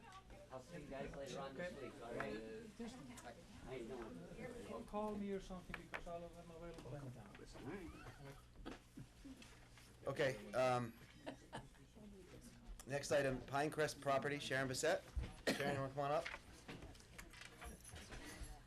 Sorry. Could you just state your name and address when you get settled? Sure. Sharon Bissett, and I live at 58 Chicopee Drive in Hubbardston. Okay. So, we have some information that you had sent over to the town, but if you wouldn't mind just giving a quick summary of why you're here tonight? I'm here because the lot next to me sold back in September, and it was sold without the property taxes being paid. So the previous owner never paid the property taxes, and the new owner purchased the property with a lien on the property without ever paying those property taxes. I've lived in Hubbardston for almost 15 years, and I pay my taxes all the time. I've also approached the assessor, the town clerk, and a few previous select board about purchasing that property because I knew it wasn't tax lien. And since I'm in a butter, I could just add it to my property and all of these problems would go away. Yep. But the town didn't take it, so I couldn't do that. I've also I contacted the original owner, Charles Johnson, on 2 occasions. First, one way back when I first purchased our own property, and he just wanted a ridiculous amount of money for a lot that we really have no use for at this time. Yeah. And you can't do anything with it. It's a non-buildable lot. The wells, my well and my neighbor's well, are too close to that property, so they can never even put septic on it. Plus, it doesn't have enough footage to build on it.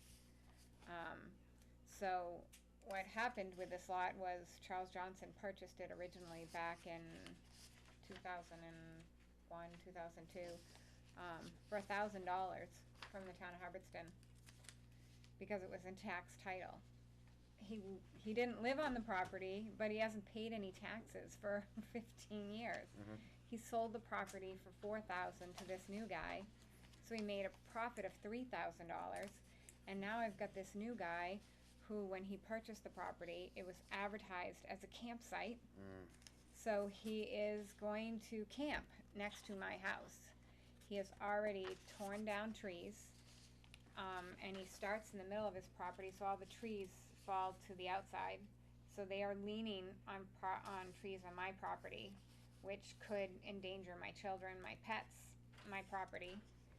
He probably doesn't have any homeowner's insurance because he doesn't have a home.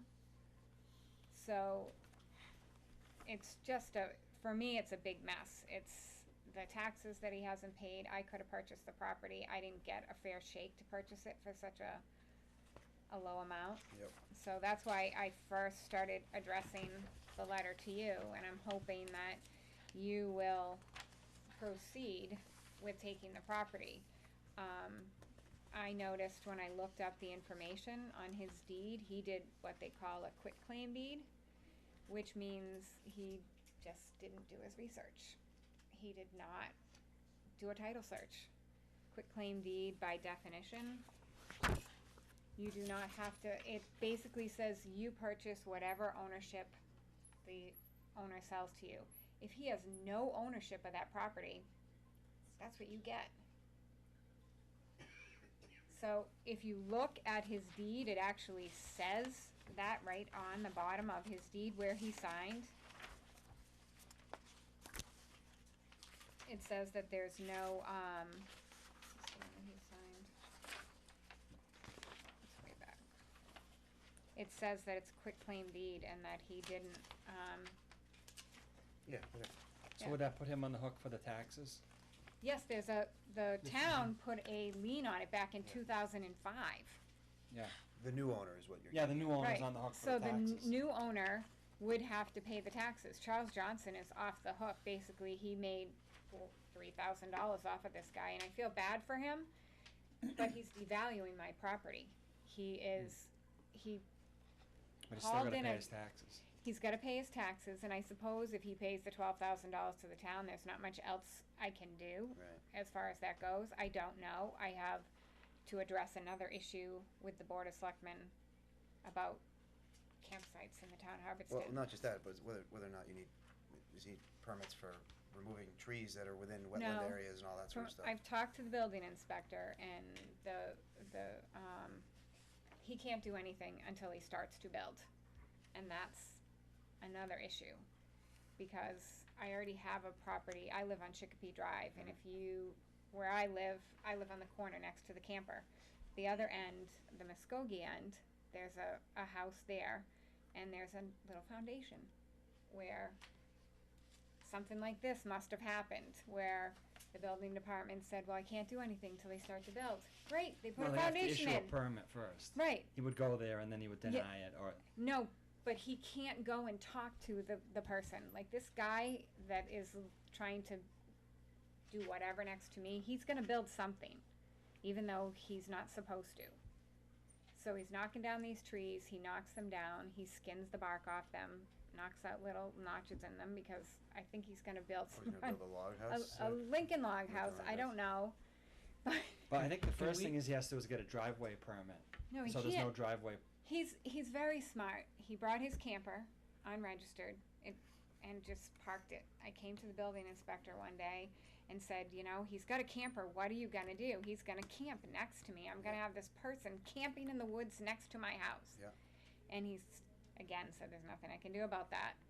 And then, Bill Holman went down to take pictures of the camper because I said, I don't think it has a plate on it, but he didn't wanna send the police down to be sure, so he drove by and took pictures. Well, the guy saw him taking pictures, so he chopped down like 5 trees and stuffed that trailer right in there. Is there anything that we as a town, or even if we could check with our legal, could issue like a cease and desist? Especially the trees right now, until such and such, bring it That's- before us. But what's he doing wrong?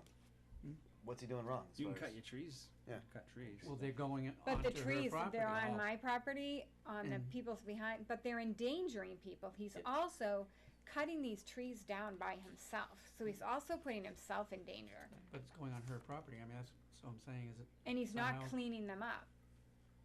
Like, he There must be knocks something them we can down, do to and he doesn't, Stop, he just leaves them there. They've been there. These are some, you can't, it's really hard to see the to see where the trees are, but this is the camper, which is not also in violation because it's not 150 feet from, it's supposed to be 150 feet from any right of way, and it's not. What's It's- that, a camper? Yeah. the planning board got anything they can do on this? But I think the fastest way for me to get this person out of here or to stop this is the property's not worth $16,000, which would be his end result if he paid this $12,000. It's not, he can never build on it. Larry will not issue him a building permit. He cannot build. But I think you already hit the nail on the head. If he just goes up and says, all right, I'll pay the 12 grand, then I will be back at the planning board because the other issue I'll have is what is the town gonna do about campsites? Because, okay, no, that's fine. now, this is lot 586. This is the advertisement advertised online from Caldwell Banker by Maureen Burrell. That's the lot that I'm talking about right I know, next what to number mine. again? 86? 586, Okay. yep. And they advertise it as a campsite, Yep, you can read it. even though it isn't. It isn't, but guess what? She's got a second one online now. So she's selling properties in a residential area as campsites. So, God. and I've looked through our general bylaws and the zoning bylaws. There's nothing that says that they can't camp on their property. So, if they're allowed to do this, then my question is, what is the town gonna do about the septic? What is the town gonna do about the safety of my family and my property?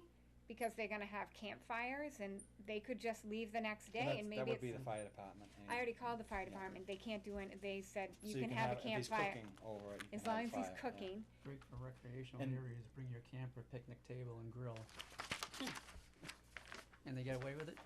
Yeah, well, I But think that's so- what it was originally as a campground. But it's not, and according to the mass general laws, in order to have campsites, it has to be zoned a recreational.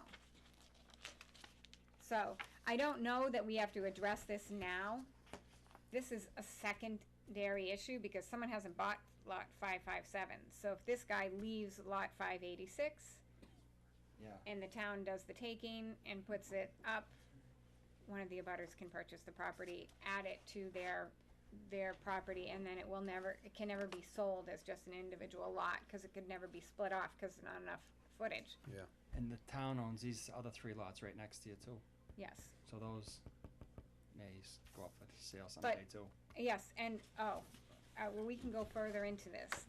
There are, because I went to the, tax collector, there are over $200,000 worth of properties in just Pinecrest in tax title.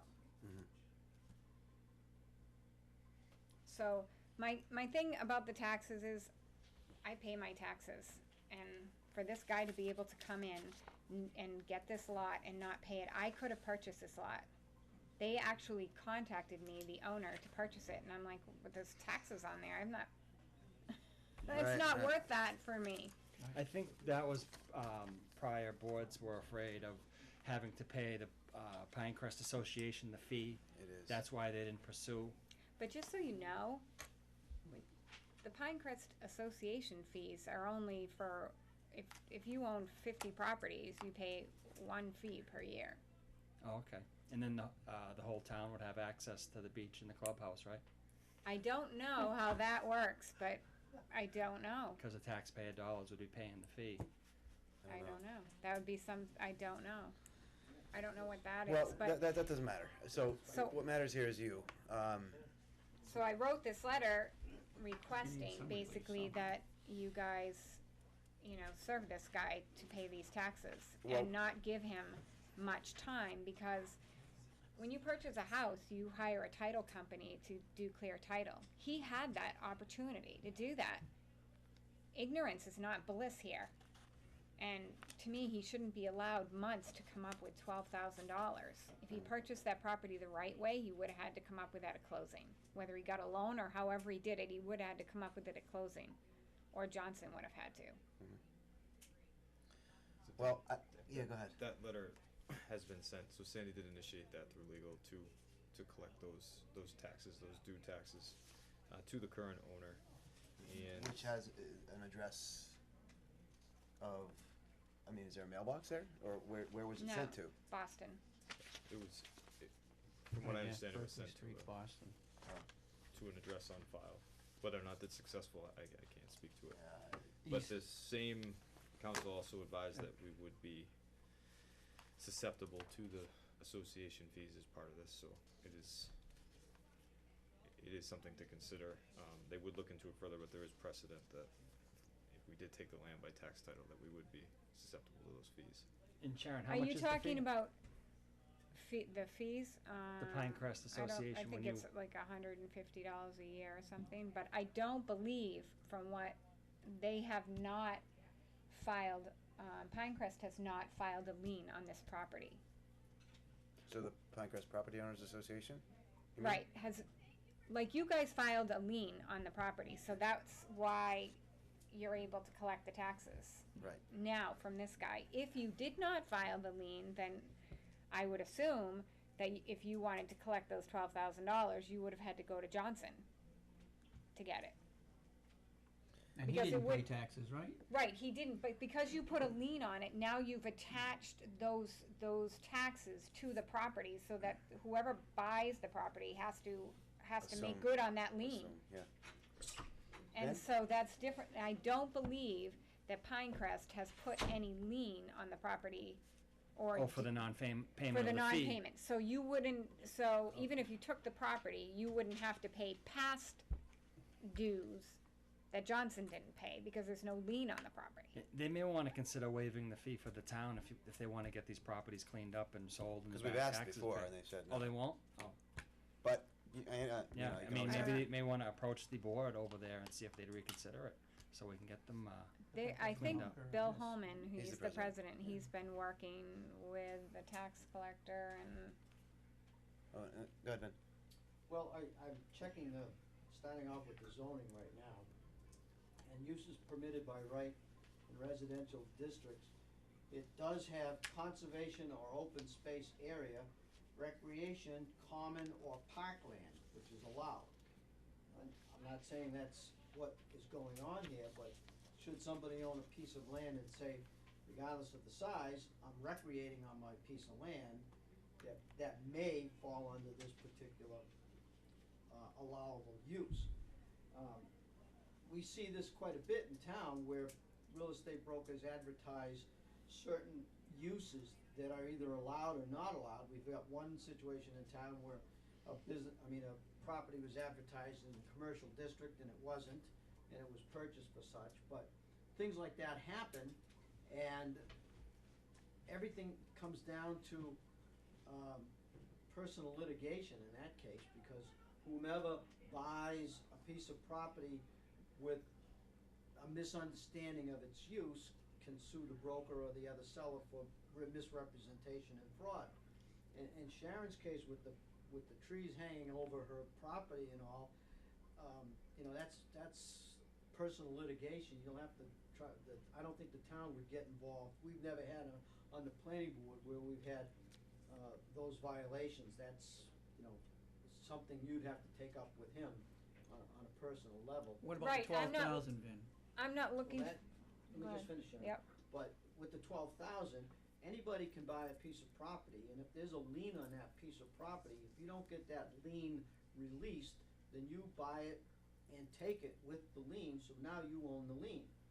Now, and I think this is another situation where we need to address it in town. There are many, many outstanding property taxes, and it's up to the town to initiate, and I'm gonna bring another issue up in a minute, but it's up to the town to initiate collection of that lien. That lien can then either be called, and whoever owns that lien has up until the falling of the hammer by the land court judge to redeem that particular piece of property by paying the 12,000, whatever the amount is. But if they don't pay it, then the town has the right to take it by title, take it by, lack of payment of taxes. And there's many of these that we've been overlooking over the years. We kinda let that go, which is causing some problems in certain areas, and this is another one. Johnson's selling it to whomever this is, that's two parties' personal business, he can do whatever he wants, and if he found a buyer that was willing to accept the lien, well, he beat it, and that's it, Oh, I don't think the kid that purchased it even knows until. Well, unless buyer he's beware is the That's the exactly, best thing you you know. can say, and if he's accepting the lien, he's now responsible for it. So if the town would start collection on that, he'd either have to pay the amount that's owed, or he'd lose the property. And then, if the town took title to the property, you could remove the title, the trailer or whatever else you wanted to do. Yep. The other aspect of it, as I've talked with Sharon about it, is there may be a Board of Health issue if there's sanitary conditions on that area, if he's discharging any effluent from the trailer, or if he doesn't have potable water, or however he wants to do. That may be another thing you could look into. Okay. But, Tom? There's one way you can get around it is to do a general bylaw that prohibits camping in town for, say, a 3-month period. You can't, continually occupy a campsite for more than a week, 2 weeks. I mean, you don't wanna prevent the general public for, having your kids go outside and camp for a weekend or a couple nights or something. But you could do a general bylaw, which is not, grandfathered. That's what Vin had told me about, and I thought of doing a general bylaw too, cause I really don't want the guy camping there at all. But I do think, like you said, if you own a house in town and your kids wanna go out and camp, or you have in-laws or whatever that come and bring their trailer, they should be able to camp there. So I thought something to the effect of adding to the residential area that in a residential area where the primary use of the land is to live on it, you cannot, you can't change that primary use. So you can't primarily use your land for camping. You can camp on your land if you already have a house on it, but to primarily use it just as a campsite in the middle of a residential area devalues everybody in the whole neighborhood's house. Cause who's gonna wanna live next to the guy that's in the camper? Not you. Is it a camper? Is it like a mobile home? No, it's Oh, a you saw it right camper. there. It's a fifth wheel. It's a huge camper that is. So is he gonna say it's a mobile home, and No, Vin, he what's the can't, rule? cause I don't think they We can do can't- mobile homes in here. Absolutely prohibited. So if it's a mobile home, absolutely not. Oh, yeah. Unless there's a fire, people have the right to Oh, live yeah, in a mobile home temporarily. and live in. but- Yes, Even that if would it's be, that would, registered? yes, it's not registered though, But if it was, could you do it? no. So that doesn't matter. All right, It's so Ryan, can you registered tell or us where we are again now? So we notified the town council. When did the letter get sent to? That was last week. I don't have the exact date, but I'll follow up with Okay. you tomorrow. Oh, okay. So what information, did they get all of this information, town council? They did. They were willing to comment on the question asked, which was, would we be liable for the homeowner fees? Okay. Because that was a particular thing. So they can review the covenants with the homeowners association, if we choose to go that route. Yeah. But they did say we'd be liable, and it would be my recommendation that we carefully consider adding that annual expense. So the letter that we sent, and I'm not asking you to verbatim here, and we can get this after. That was a formal legal letter requesting payment of the lien. By the current owner. By Is there a when? date? Is there a date that he has to pay it by? I don't remember the exact date. I gotta get that But too.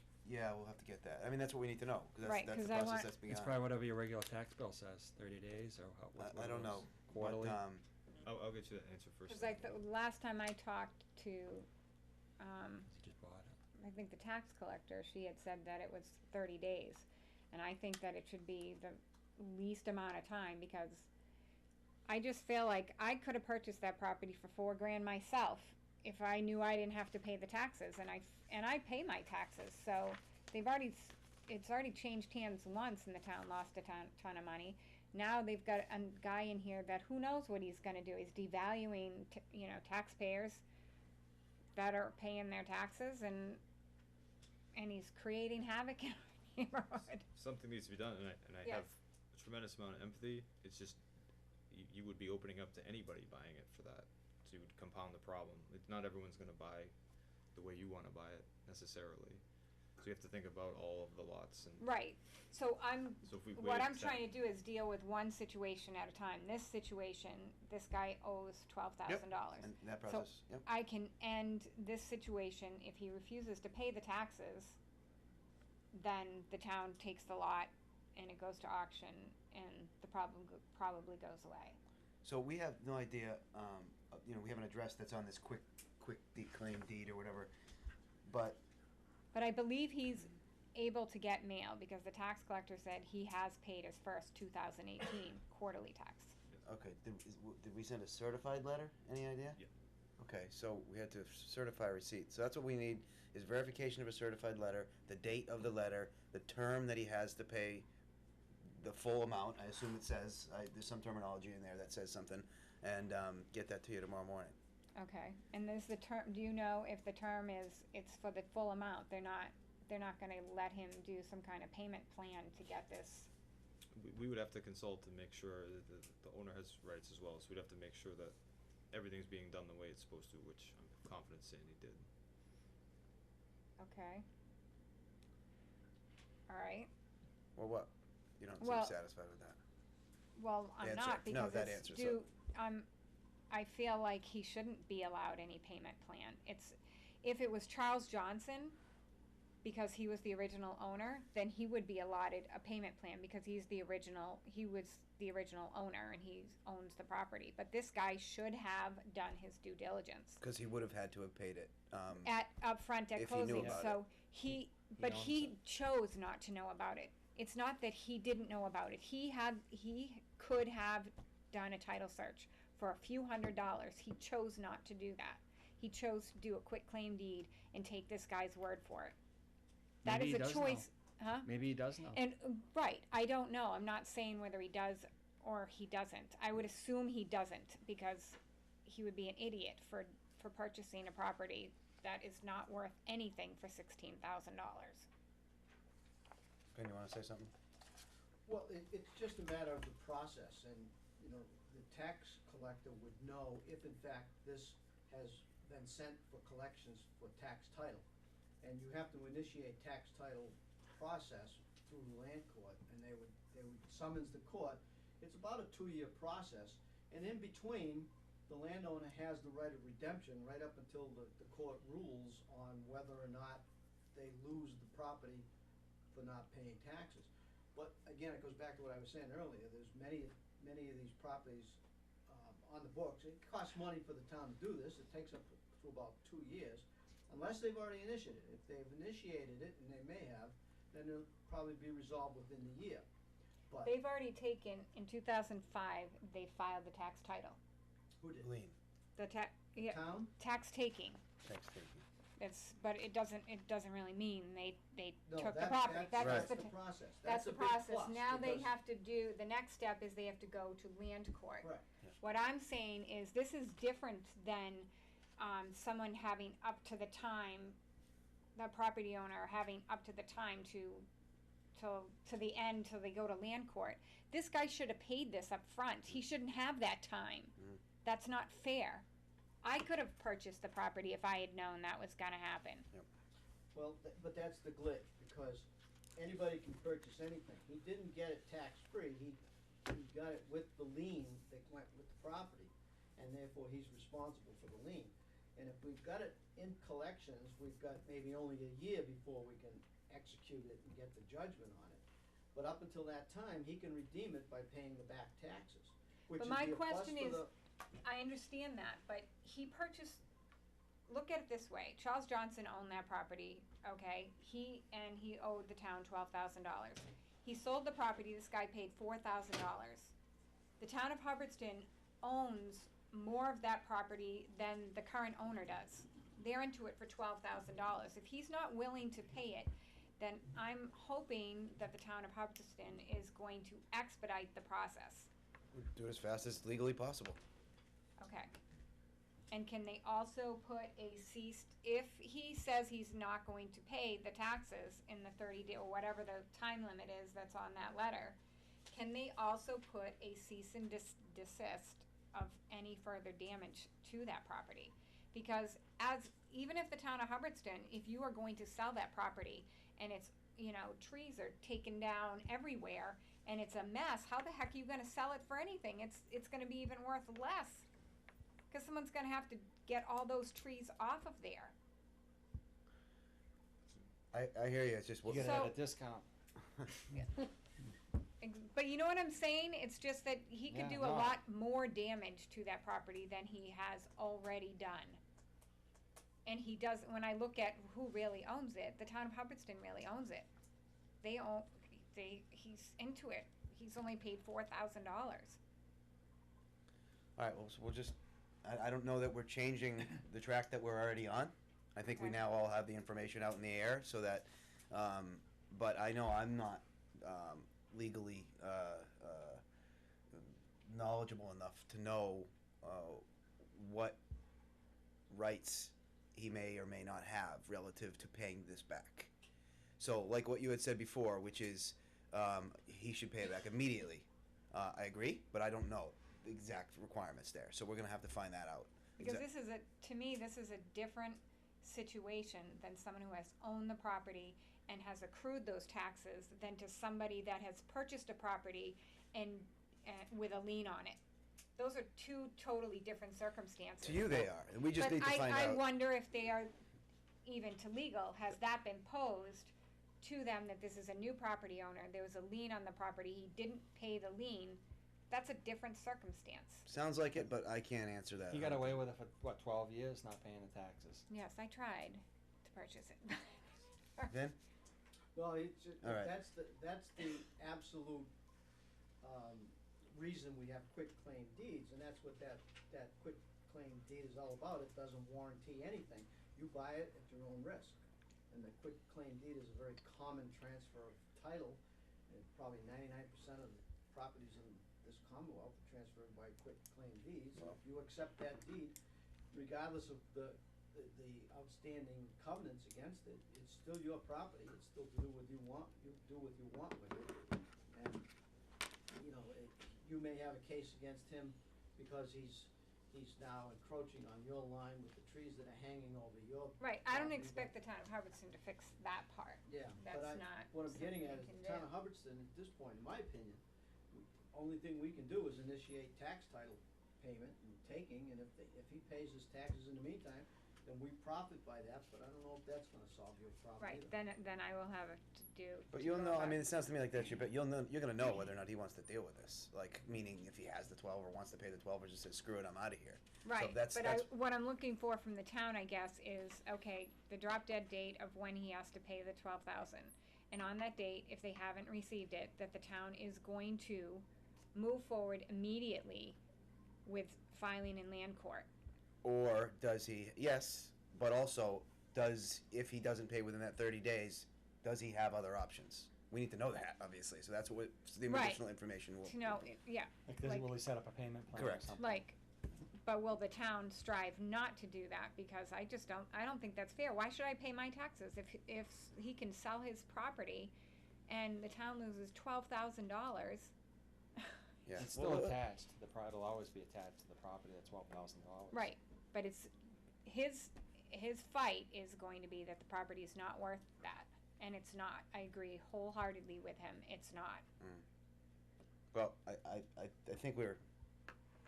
So I can get you the information I'm allowed to give you, and I'll do Okay. that as quickly as I possibly can. Okay, But I have to reserve to know, I don't know what I can tell you and what I can't, just wanna make sure that you know that. that I'm gonna give you everything I can as quickly as I can. Okay, And I'll tell you if I can't give you something as well. okay, And just the other conversation you heard is just about the bigger picture, the other lots, what happens and how this impacts all of that as well. That needs to be just part of the process. So that's what you heard me talking about. And right, Right. I don't want that, 'cause if we This- take the land, what then what? And everybody's a taxpayer, and there's other things attached to that. right.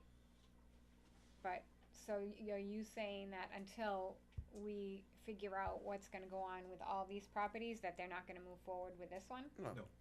Okay. And we very luckily said no at the exact same time. Okay, I'm very glad about that. Just Cause I know the, trying to understand the whole PPOA thing. is trying to work something out with the town, because there are so many properties in there, and I don't know what, the legal recourse, like, if the town could take all those and then give them back to Pinecrest, but I don't know if legally they can do that, because I would imagine you guys would have to put the properties up for auction, you can't just give them. Yeah, like the other 3 lots we have on the other side, the town owns Yeah, those, yeah. I believe. The town owns the other property on the other side of me, too. But we're not paying the fees now, so it must not be under our name, I don't know, it's. right, Or we're you're just not paying the fee. fees. Huh? Or you're just not paying No, the fees. I don't think Yeah. we're just not paying. Because if you fees. click on identify, it says it has a town's address Hmm. for the owner. I don't know. But is it No. credit land? I don't know. Don't know. Okay, I don't know. I know there are It some could be. other It might be. properties in there that you guys had to take over for credit land because the septics didn't pass over there. It might be. Oh, maybe. Yeah, there's a lot of problems over there with that. So So- where do I go from here? So I'll be the one to contact you. Okay, and, alright, And, you know, you can always do this again. okay, And you know, we have, you know, can contact these guys to get on the agenda, to get a update, to get a, whatever you wanna do. Okay. So just, we're not gonna just, okay. Now, is the town interested in doing anything about this person continuing to advertise lots as campsites within town? Because I do feel that is going to come back to bite the town in the butt, because if once one goes in, it sets a precedent, and then others can go in, and then you've got, like Vin said, the Board of Health, cause it's a septic issue. This guy has an unregistered camper, he's certainly not gonna pull it off of there, cause he'll get a ticket if he drives, well, he might not. But who's gonna monitor, like, yeah, that's hard to do. but it's gotta be done, you know, who's gonna monitor that? And same with, you know, for the fire department, I did call the fire department and ask about that, but they don't monitor that people can have a campfire. Yeah. But, so, I didn't know if the town wanted to talk to legal counsel about whether, in our bylaws, it does say that in a residential area, if it's not listed as an actual use, it's prohibited. And it doesn't specifically say camping, it does reference recreation. That goes back to your. Maybe, you know, your it's- point, So right? I don't know if you could stop the whole thing by just sending a legal letter to Caldwell Banker and saying, listen, this is in a residential zone, your realtor is advertising things as a campsite, campsites by Mass State bylaws need to be in a recreational zone, and that whole thing goes away. I don't know. Are those our You copies can for have us, these. just in case we need them? I'm just saying. You could always call the broker and mention it to them. Oh, no, we have tried. As Ben will tell you. Well, you know, But I think, my husband works for Comcast, and he has said before, sometimes when you say something to them, they just, you know, you say something to the big wig, the big company, they're like, yeah, I want this to go away, this is gonna be a big problem. You address it to Caldwell Banker, not specifically to this realtor, and they're gonna say, hey, this could be a problem. And if we tell them to stop doing it, and then she continues to do it, who knows? You might not ever be able to sue them, but they don't know that. It's just a thought, Okay. All right, well, so. the- It's frustrating for you, so. Yeah, sorry. We'll get you everything we can on it. Okay, thank you. Just get your contact information. Just Okay. Put it out over the TV.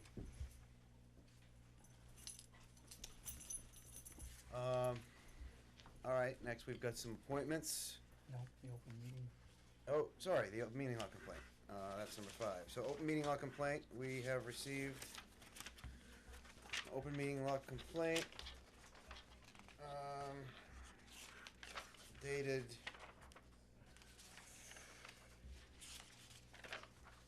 so there's a few different dates on here. It looks like it was dated February 18th, submitted by Tom Robinson. That sound right?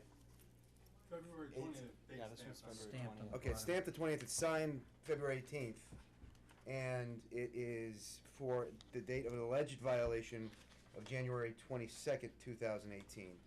So this was submitted to the Office of the Attorney General. No, it's submitted to the town clerk on February 20th. Sure, okay, so, which was, That starts the clock. You then have 14 days to respond, and you've been through this a few times. yeah, sounds good. The complaint alleges that there were some similar agenda advertising omissions. Is that an accurate way to put it? From what we had done previously, had to do with opening, not listing that was going to open an open session before executive session. I don't remember exactly what it is. If anyone wants me to read it, I can. But basically, we've received it, and did you or Brian, do you know, send the open meeting law complaint to KP? It wasn't me, so I assume it was. Okay, so it's probably Brian. I'll verify that it was sent, and we have a certain amount of days to respond, which, you know, is, or we can request an extension. We did that before for the town center committee. They granted us 30 days if we needed to, but I don't think we're gonna do that. We just, you know, basically we just, I don't, you know, necessarily how it went, but it's just, you know, omission on an agenda item. So nothing nefarious going on around here. It's we just happened to have us happen to us twice. So we'll see what they say, and we'll let everybody know.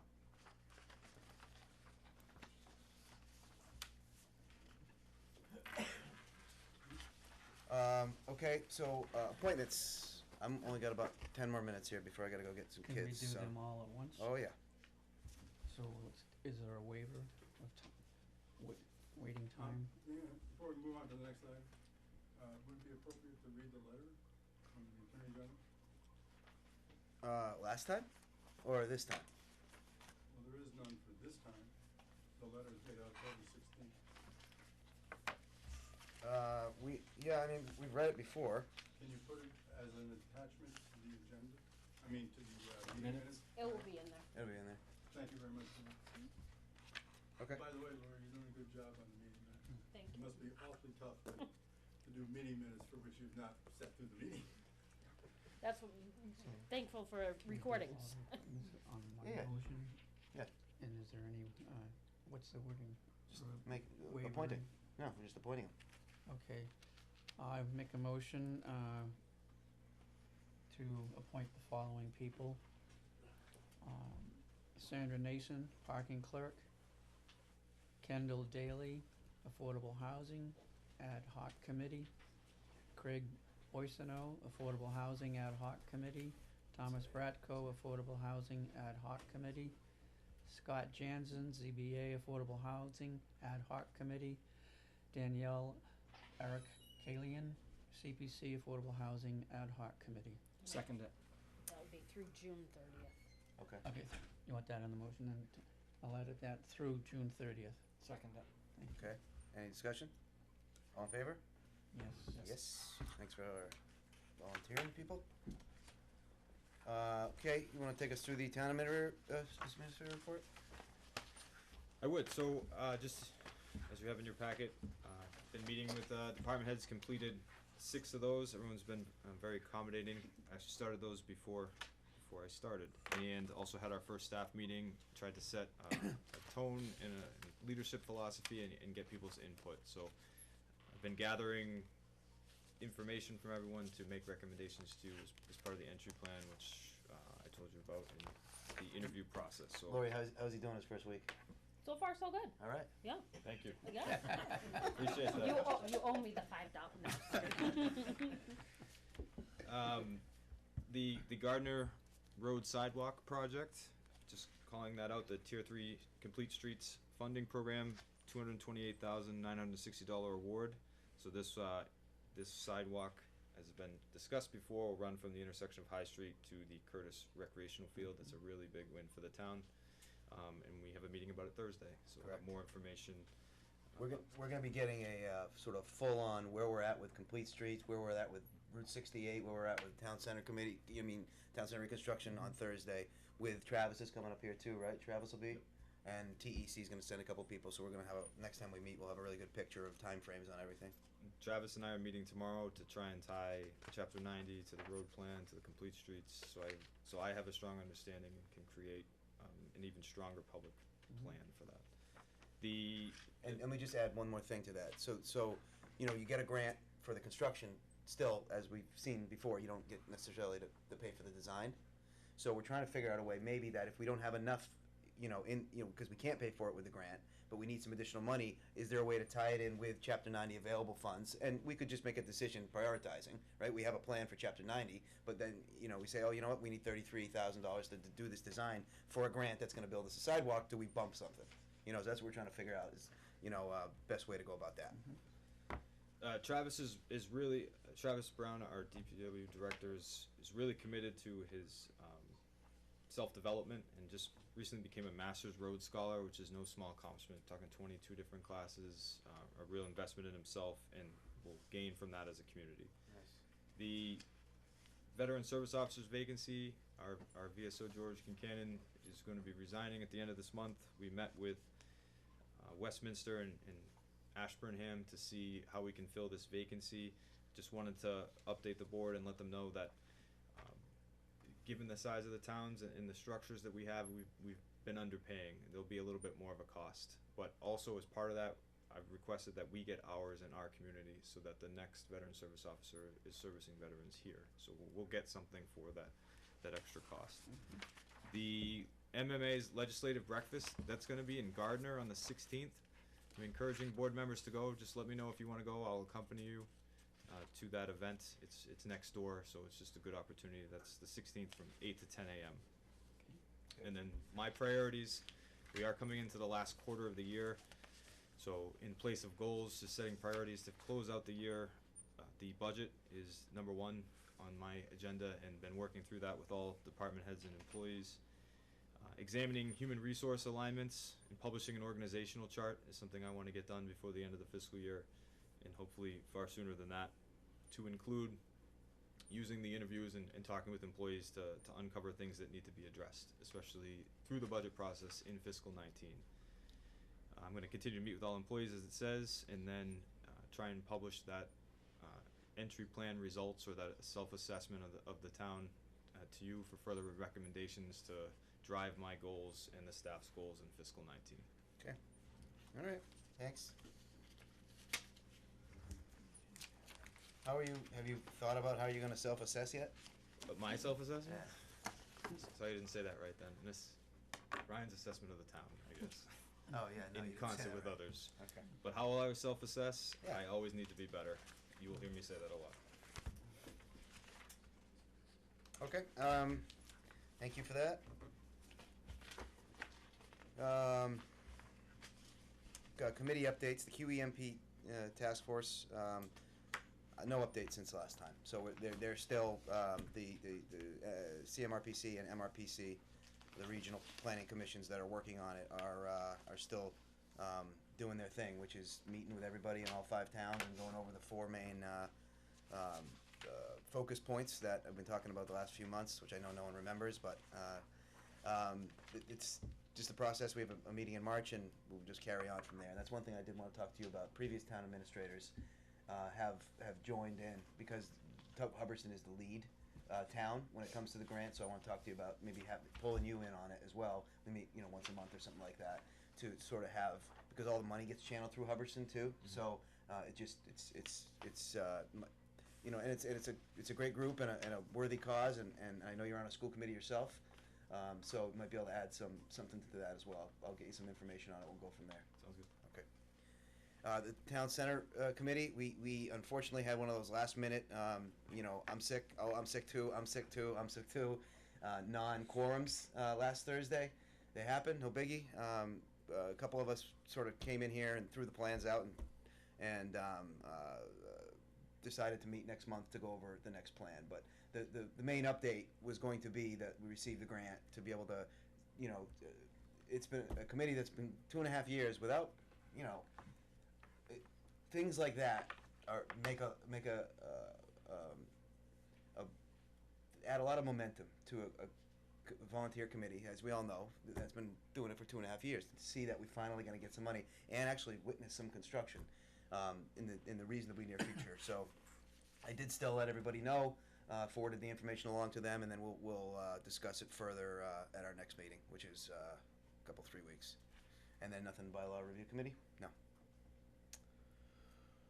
Okay, I'm gonna have to. Yeah. Minutes. Before you adjourn, I just have one other point I have to make for you. If you're ready, I'll do it now. I just wanna catch it before you adjourn. Let me. Are you going to adjourn? We got more items. No, we're gonna do some minutes. We're gonna do some minutes here, but we're not gonna have a quorum. But if I left, but I have to leave soon. Could we So- put these minutes approval off to the next meeting, and that'll allow us to Yeah. complete, to end the Do meeting? you mind, Laurie, if we bump those? So we'll bump the minutes, and then I'll get to old business. Do either of you guys have any old business? Nope. And then we'll go to public press question and answer. Anyone have any questions out there? Vin? I have a statement. I unfortunately have to report that the gravel permit that we denied on the Marinelli process up in Pitcherville Road back in August, there were no appeals to that. The decision stands. But unfortunately, we are still owed outstanding sums of money by the applicant for consulting fees and attorney fees. Around $9,000 total. I think it's like $6,800 to the consultant and $2,700 to the KP Law. And this is Places Associates? Places in KP Law, correct. We've sent out certified letters. The applicant did not pick them up.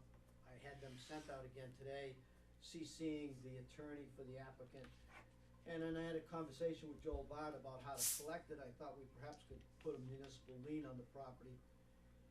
But he said no, and he asked me to bring it to you guys for collections.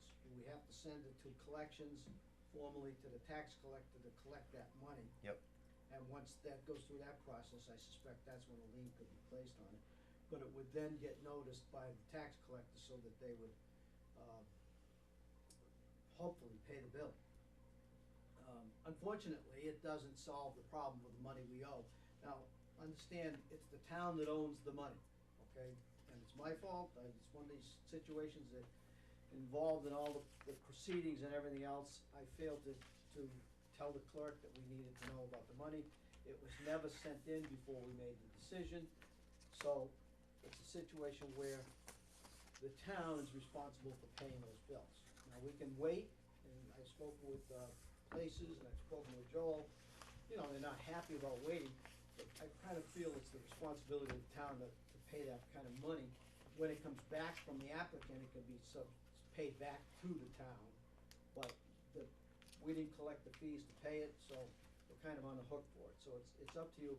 I'd like you to send it to collections. I'd like to consider paying the two people because they did a great job for all the people in the town, and it's not fair to have that kind of money out. That's the 9,000 or the 2,000? The 9. The 9? It's a 9 Between the total, two. just about 9 total. We got a pair of And hopefully, bills. we just sent out more certified letters today. Maybe we'll get the payment. But in the meantime, I think we need to start the collection process. Definitely. If you guys think you can find the money in the budget to pay the bills, then when it comes back in from the applicant, it'll go back into the general fund, but however you wanna pay it. All right, can we look into that, Ryan? Yeah. So my opinion is pay your bills. You know what I mean? Unless if something's in question, which it's not here, as far as, so if, the work was done to the expectations required, all that sort of stuff. My thing is if we've got it to pay the bills and not have those things linger, because if you start being that type of entity, you just don't have a good reputation. Those things add up after time, and I just, that's my Get your opinion legs on things. Right. So that's my, and then as far as going to collections, absolutely. Right. But I have to go, Okay. or I'm gonna get in trouble. Move to adjourn? Move to adjourn? I'd like you to focus on May 15th and June 26th, and see if we can get the executive session meeting minutes out. If you can't, please tell me why you can't. Sounds good. They are on the list, but they're skipping it till next meeting, but they do have them They're all. not on tonight's list. No, I didn't put them on, I didn't put them on there, that was my fault. I have the list here for executive session, so next week I'll put them on, cause they didn't go on. But I have them. Motion to adjourn. I know what's I coming will. down the Second pipe, I motion. don't have the badger. Any anymore. discussion? Yes, I will. All in favor? We are adjourned.